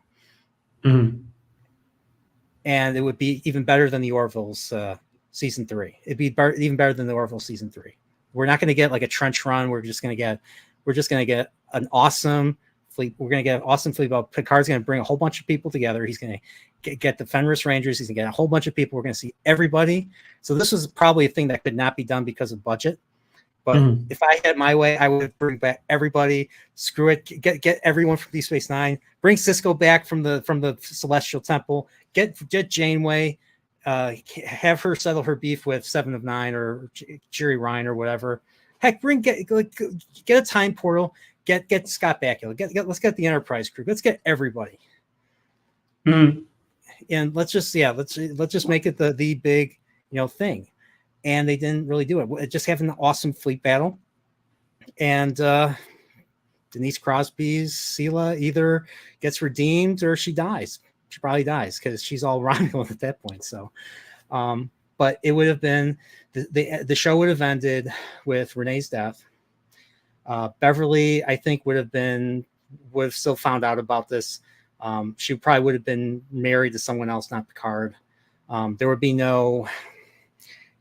She disappeared for 20 years and she's seen things or anything. I think the whole idea of her being a doctor and doing, Doctors Without Borders, like Robert Meyer Burnett said, would still work. But they didn't do that. See, what Robert Meyer Burnett said and what we actually saw on Picard season 3 were not the same thing. Yeah. She wasn't Doctor Without Borders. They were like sowing dissent or something. Yes. From what little we saw. Funding terrorists or something to get medicine or something. It was bad. But the thing that would have ended, I think a lot of people would have liked, is that Renee's son would have taken on his father's original dream at the end of Family, to join Starfleet. I like it. Then he would not be the final Picard. And I think that would have been a better idea to bring fans of TNG, especially those who were disappointed with Generations. Yeah. And to kind of bring it back full circle. So, I mean, that's just my idea. I should probably write something. I need to flesh it out more. I need to really. There's so many questions I have to ask myself. And the thing is, I had never taken creative writing, so I have no idea. So, I'd have to really study how the sausage is made. Yeah, I'm gonna say it, how the sausage of Trek is made. And let's just say most Trek fans are either dudes or or people with colored hair. Yeah. So I mean, honestly, if you wanted to do it, what you do is you write, call it 20 sentences, and each sentence is a statement that begins with because of this, referring to the previous event, this event happens. And you just write 20 of them out. Yeah. And each of them becomes basically uh, the through point of an episode. And from there, you basically then would come up with your uh, items of the week. What are we doing in a particular week, kind of surrounding that particular action Mm-hmm. that drives your main plot forward. Yeah. And, you go from there. Yeah. So I mean, you already did the first quarter of it. You did, um, because Picard was Locutus, a mob goes to his house and tries to murder him. Yeah. Um, Even though he's off world and he's never there, but they decided, you took something from us, we're going to take something from you, type of deal. It's type of irrationality, but yeah. And maybe one of those people is a bad guy. I haven't really thought that far ahead, but yeah, there's a lot of ideas that I think could have been done. Like I said, I'm not a fan of the creation of Jack Crusher. And then remember how Picard 3 ended? Jack Crusher just kind of, the reason why everything went to crap was because they let him go. Like he left the ship. They let him go, literally. Yep. And he is like if this was 90s sci-fi, he would have been held responsible. He would have been like, heck, at the end of season 4 of Babylon 5, even though our captain Sheridan did the right thing, he still acted against the government, and he still, there was a consequence for that. I mean, it was a good consequence, but he still had to pay a consequence. He was no longer part of the military; he was kicked out of the military. But he became president. He became president of this new coalition, so of like this new United Nations or something. So, but there's consequences in writing, and that's the thing. There was no, even in season 3, that a lot of people liked. Definitely check out my last week stream with Eric O'Sullivan, the Reverend Sully, who really liked Picard. We had a good conversation talking about, back and forth, and I told him, I'll meet you halfway. I'll meet you halfway and everything. So, I don't get mad at people for liking it now, but I will still say why. Like, there were some good ideas. A lot of it was poorly written and poorly executed, in my opinion. Mm-hmm. And there's probably other stuff too. I just can't think of it right now. So. Oh, I get you.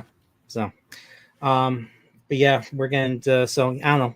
Yeah, that's my pitch. That's my pitch. What about you? What kind of show would you do? Would you do like I would like the other thing I wish that CBS did, or Paramount or whatever, instead of doing what Disney Star Wars is doing, that has basically, there's no direction for the franchise. At least when Rick Berman was running things back in, during TNG and DS9 and Voyager and Enterprise, there was a vision of sorts, like, I mean, that was the first time there was a shared universe. First time I felt there was a shared universe of stuff. I mean, crossovers between, people from DS9 into TNG, people from TNG into Voyager, I mean, like, it kind of built its own little world. So I was hoping like they would do the same thing, like they would make another Next Generation, but it would be further down. It'd be further into the 25th, maybe 26th century, on on another version of the Enterprise with a new crew, a likable crew. And the ship would still be the main character on the screen, but the cast would still be, captain to, to all the, the senior officers, because it's a senior officer thing. Maybe have a junior officer as a side character, like in Lower Decks, which was a good episode of TNG. And then build your world from that. Build your world for that. Have an exploration show. Have another show take place on a starbase or something. Have a new conflict. I don't know. I mean, I would rather have them repurpose themselves than repurpose Star Wars. Like Picard repurposed Return of the Jedi. I mean, it's hard not to see. I don't know how anybody cannot see that. Yep, and to an extent, I feel like Star Trek used to be smart. Yeah, and I feel like that is my. If I could make one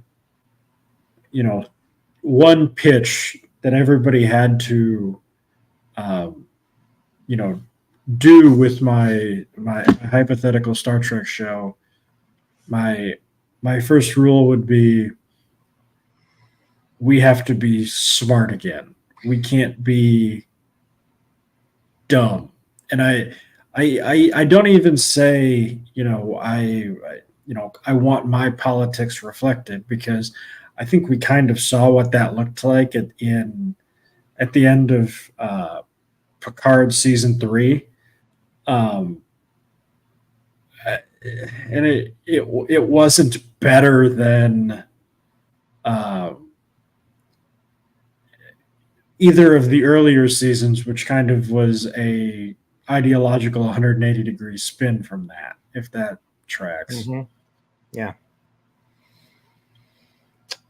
I remember, you had, you have Picard in Measure of a Man.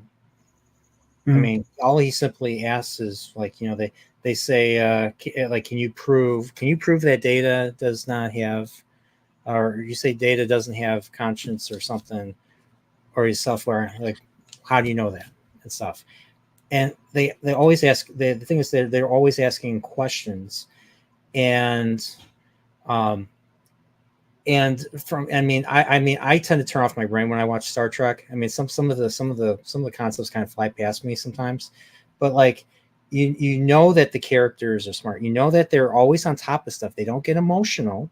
Picard never gets emotional. Kirk rarely gets emotional. There's a few times where he did, but that's because the original series was over the top. There's always a lot of alien influences of the day, or incorporeal life doing stuff to the crew, which is what made it, which is what I loved about the original show. But when they were at the top of their game, they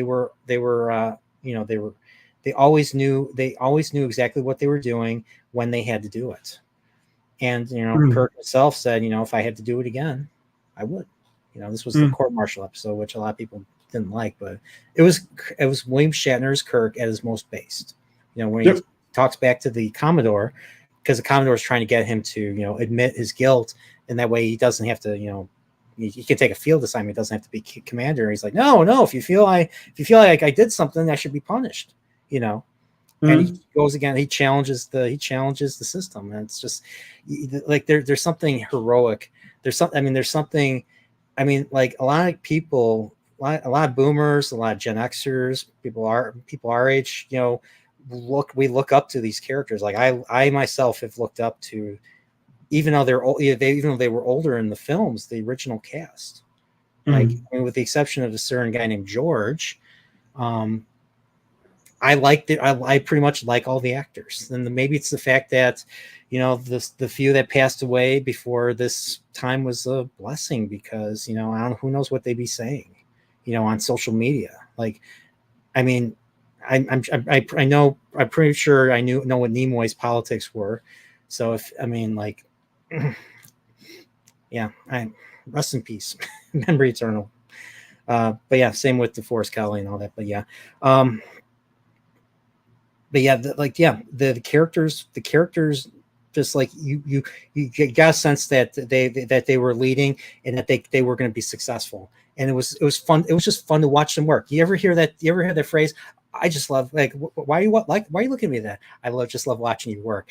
It's true. That's watching Star Trek in a way. At least it was for me. Yeah. You like watching them work. You watch the new stuff. You're just like, are these the same people? Are these the same characters? This is not the Picard I remember. I know you disagree with me on this one, but Picard in episode 5 of season 3, when he's talking the way he's talking to Laren, even though there were the stuff that you pointed out is pretty. There's still issues with the episode, but it was the one that I was the most engaged with because it felt like he was coming back. He was acting like old Picard again. And then episode 6 comes up, and then you get Geordi, and he becomes old man Picard again, or old man Patrick Stewart, not Picard. Old man Patrick Stewart. Sorry.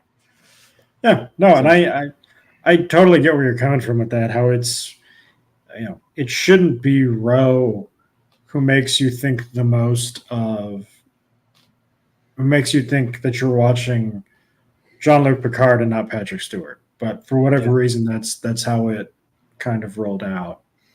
It was probably the best part of the show. It was probably the part that I was actually the most interested in. Yeah. And I'm just, but well, Steve's here. I could say, Steve, you ruined you made me hate it. You ruined it for me.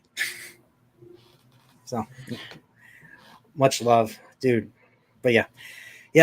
I mean, I haven't covered New Trek after that. I mean, a legacy is not going to be a thing now. Everyone's like, Star Trek Legacy is going to be a thing, because everything has to, I don't know about you, but like, it seems like everything has to end in Legacy now because lack of creativity for a name. Every Star Trek Legacy, Superman Legacy, Star Wars Legacy. Isn't there? There is a Star Wars legacy, isn't there? Oh no, it's Tales of the Force or Jedi or something like that. Everything's going to have legacy. Every franchise is going to have something called something legacy. Harry Potter legacy, Lord of the Rings, Gollum's legacy, because Gollum is the key to everything now. I don't know. Kind of makes you wish for something new, doesn't it? Yeah, makes me. I mean, I want something new and good. Like we got some good stuff this year. I mean, I'm sure you saw Shogun, right? Great show. Yeah, I love Shogun. What do you like? I have a bad feeling about it because they announced season 2 and season 3. They ran out of source material, so I have a bad feeling it's going to be just a repeat of you have a good season 1, and then you're going to get a shitty season 2 and an unwatchable season 3. Because that's the trend now with shows. That does seem to be the case. So I don't know. That's what I'm thinking is going to happen. I don't know if you have any thoughts on that. If not, that's probably the one good show I watched this year. Was that? That is fair. It has indeed been slim pickings. Yeah. So it's funny how there's still diamonds in the rough. But it's always outside of genre. Like it's outside of fantasy, it's outside of science fiction. Heck, it's even outside of horror. They made a Chucky show. I tried watching it because dude, they brought back Brad Dourif. I mean, Brad Dourif as Chucky. Well, you fucking bitch. That Brad Dourif. The Grima Wormtongue Brad Dourif. Everything that he's in. He was in episode Babylon 5. He elevated the episode. He elevates the stuff that he's in my opinion. I like the actor a lot. They made that show. The word that I don't like to say on this channel because it's overused, but the word that rhymes with bloke. That's the Chucky show. I try watching. I'm like, I can't watch this. Like I was expecting a fucked up Chucky show where he gets a kid to kill people. No, it's just. So I guess I have 2 comments to that. If you've ever looked at Brad Dourif's IMDb page, no, he has almost indisputably the best collection of projects ever. Really? Yeah. I mean, he was in Exorcist 3, which I still need to see. That's the William. I heard that everybody hated too, but the William Peter Blatty's Exorcist 3 is actually considered a really good movie. He's in that. I mean, everyone knows he's in Chucky's, Lord of the Rings. He plays Lon Suter in Voyager, 2 episodes. Great character. He plays a brother in Babylon 5, another great character. I'm trying to think, what else was he in? Maybe, what some would consider to be the greatest television show of all time, Deadwood. He's in Deadwood? Yep. Interesting. Deadwood. Yeah, so it's one of those things, like I call him the Robert Horry of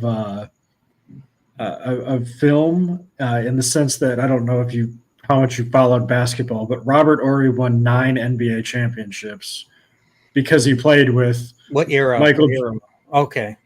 He played with Michael Jordan, Kobe Bryant, Tim Duncan, and Shaq. When did he play with Jordan? Was he wasn't on the Bulls, was he? Was he on the Bulls? Yeah, he was on the second three-peat. Oh, okay.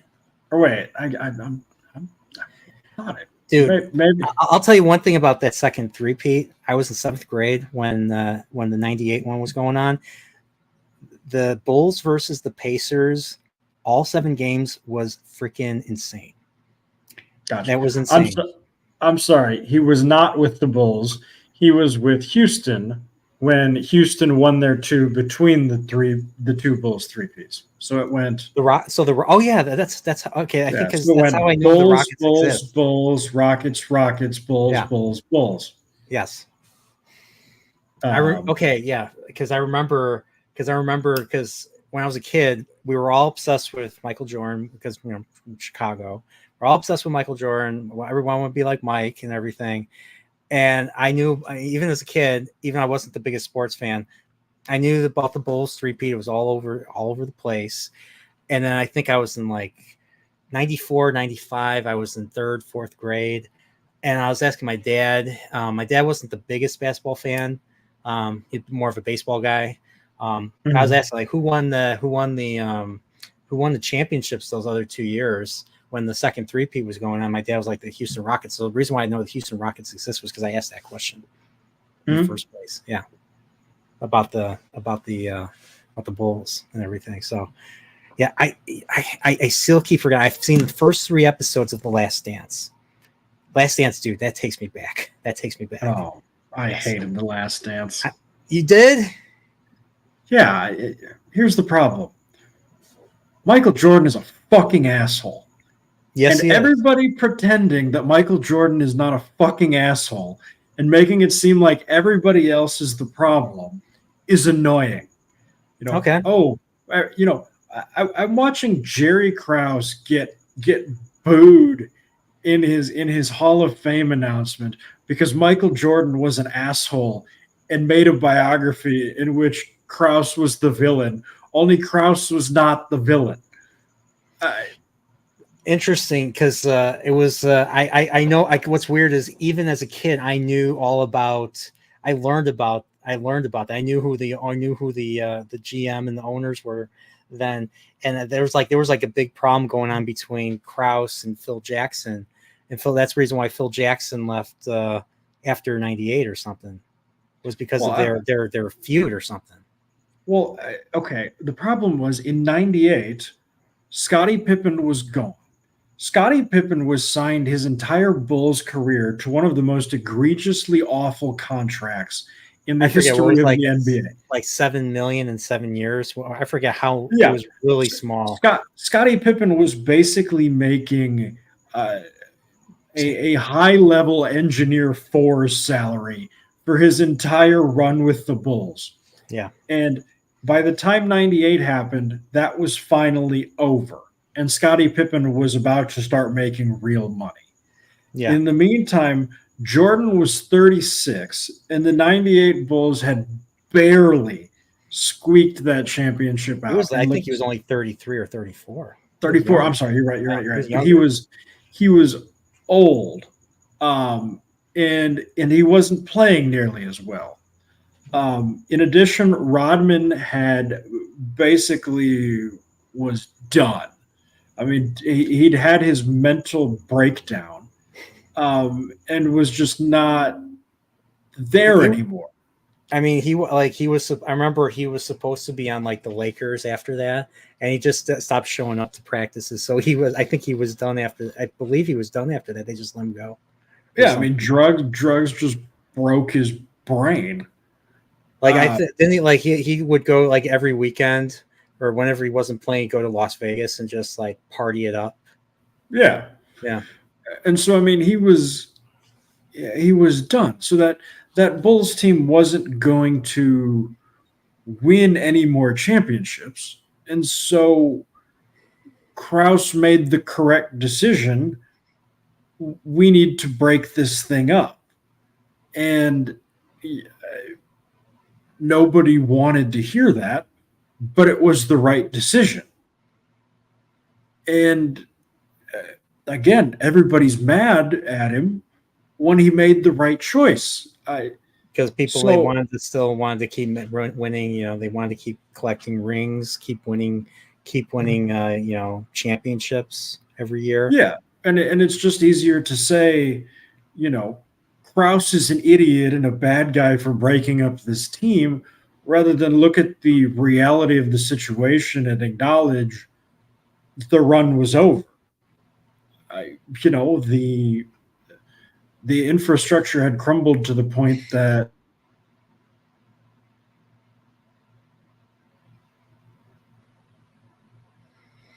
Oh. Did we lose Alex or did we lose me? Can you guys still hear me? Can you guys still see me? Type in the chat if you guys can see me or something. Because I'm not sure if I'm lost or he's lost. So still waiting for response. You guys can see me? Okay, you guys can hear me? All right. At least DJ Ryan G answered. Dang it. Come on, Alex. You were in the middle of a point. I was like, oh, man. Sorry, I'm back. All right. Wait. The, yeah, you were about to say something, and then you just froze. It's like somebody got to you or something. Gotcha. I guess the question. Yeah, DJ Johnny G, I see you. The issue was people would rather be mad at Kraus than acknowledge the reality of the situation that Kraus saw and correctly identified. Mm-hmm.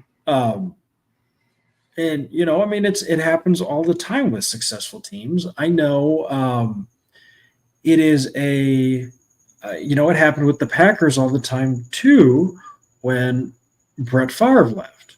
Yeah. And everybody was super unhappy. Oh my God, how could Ted Thompson let Brett Favre go and deal with, and put our faith in the hands of this no-name idiot named Aaron Rodgers, who we've never heard of before, and it turned out to work just fine. I don't know. Fuck Michael Jordan. What an asshole. Yeah, I don't disagree. The other bit of Michael Jordan news recently was his Defensive Player of the Year award is basically entirely fraudulent at this point. It's now been objectively proven that the Bulls stat keepers were padding his steals, blocks, rebound, and assist numbers in order to get him there. But that was another piece of basketball news for those of you who follow it. And I know I'm way off the beaten path of your typical audience at this point. But hey, we talked about sports. We talked about politics. Like this is definitely the stream of the ages. So yeah. So yeah, I appreciate this talk. We have to. Sorry, we already went half an hour past the point of no return. So Alex, thanks for doing this with me. Hope everything goes well with the wedding plans and all that. Is there anything that you would like to promote? are we getting? Is it coming back? Are the rewatches coming back? The rewatches are coming back. We've gotten the White Cloaks down from 3 continents to 2. Still 3 different countries, but we're slowly coming back together. And it's probably going to be maybe we'll get one before the wedding, but it's probably going to be the meat of it is going to be after the wedding. And is it going to be as split? Is it going to be as split up as the first seasons was, where it was like 9 parts for one, 9 parts for like one episode, because there was just too much to talk about? Probably. There's a lot wrong with that show. And yes, DJ Ronnie G.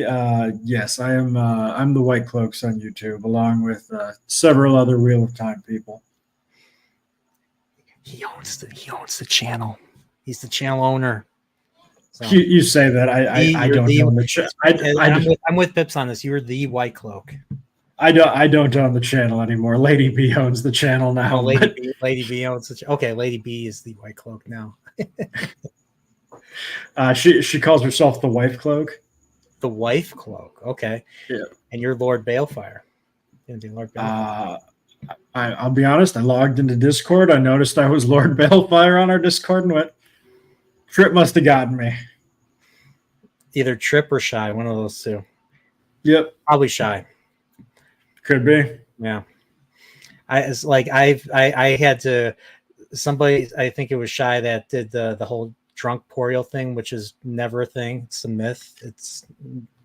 It doesn't exist. I actually had to change that. I actually changed that, and now I'm Nerdporial Pips. So yeah, so I'm an offshoot of Pips now. So oh wow, thank you, DJ.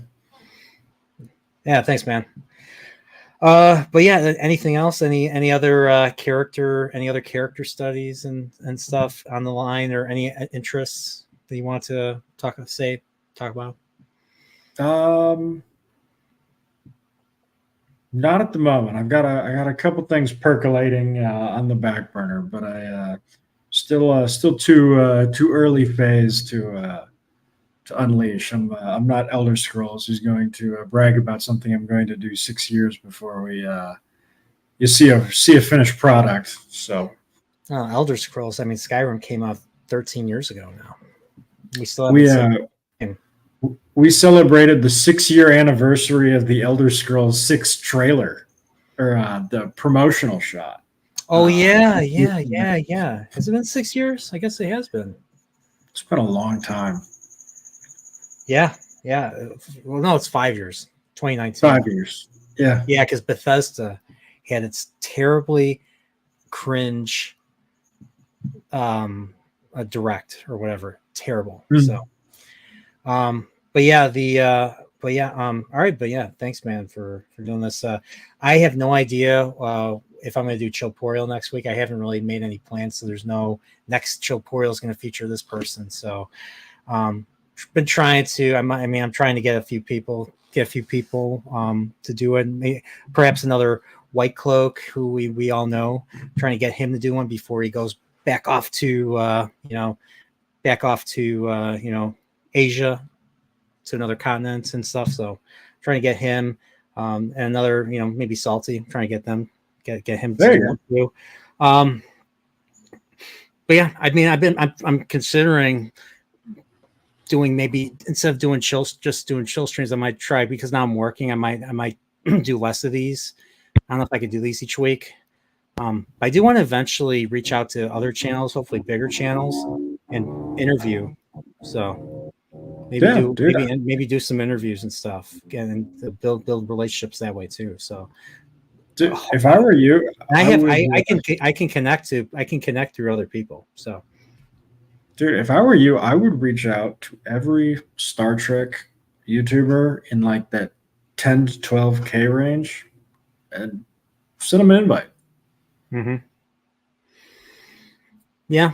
And I'll try to meet them halfway. If they don't call me, oh, we know who you talk to, we're not going to talk to you because you're associated with these people. Yeah, I am associated with them, and I'm happy to be associated with them. So yeah, Nothing Yeah. you can't, nothing you can do. So yeah, if they don't want that's fine too. So I want to find someone that I know will meet me halfway and Yeah, stuff. I don't absolutely. want it to end in an argument and then I'm going to be saying something I'm going to regret or something. So I got you. yeah.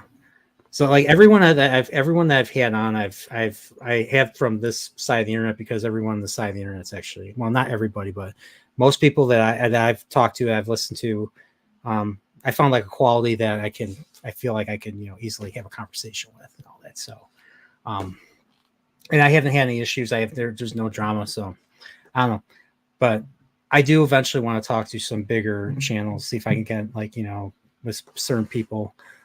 Won't say who yet, but if I can get through to somebody, because if I just DM someone, they're going to ghost me. They're definitely going to ghost me, and I'm not going to get a response unless I get through an intermediary or something. So I'll have to see. I'll be honest. I would encourage you. Cold calling doesn't always fail on the internet. Mm-hmm. Thing is, a lot of people like having content that they don't have to do anything for. Yeah. So, it's real easy to be lazy, if that makes sense. Yeah. Yeah. I can see that. So yeah. I mean, it's just, yeah, I feel like I need to make a change. I just don't know what exactly to change yet. And I just haven't really been motivated to make videos anymore. Videos just, I don't know. I think that muse kind of left me or something. So we'll see. But yeah, that's kind of where I'm at right now. So, but yeah, man, Alex, thanks for doing this. Can't wait for the next White Cloak streams. You guys have a great audience, and yeah, season 3 is going to come, and before I know it, you guys are going to be hit over 1,000 subs, and I mean, you guys are already monetized, so Yeah, this is one of those things that I need somebody to kick my ass to make more videos, because there's no reason we can't go over 1,000. I'm a lazy piece of shit who doesn't do it. Yeah, I'm with you on that. I'm the same way. I mean, I only do these streams to keep myself sane. And I like having conversations. I like, I like talking to a lot of people, talking to everybody and stuff. And yeah, that's the only reason why I do it. And hopefully if there's an audience that likes to listen to it, there you go. So, and apparently there's a decent amount of people. So, but yeah. All right, guys, thanks for being here. Alex, thank you for doing this. And so we're just going to go right to the outro. So have a good night, and stay in Corporeal, I guess. Stay in Corporeal.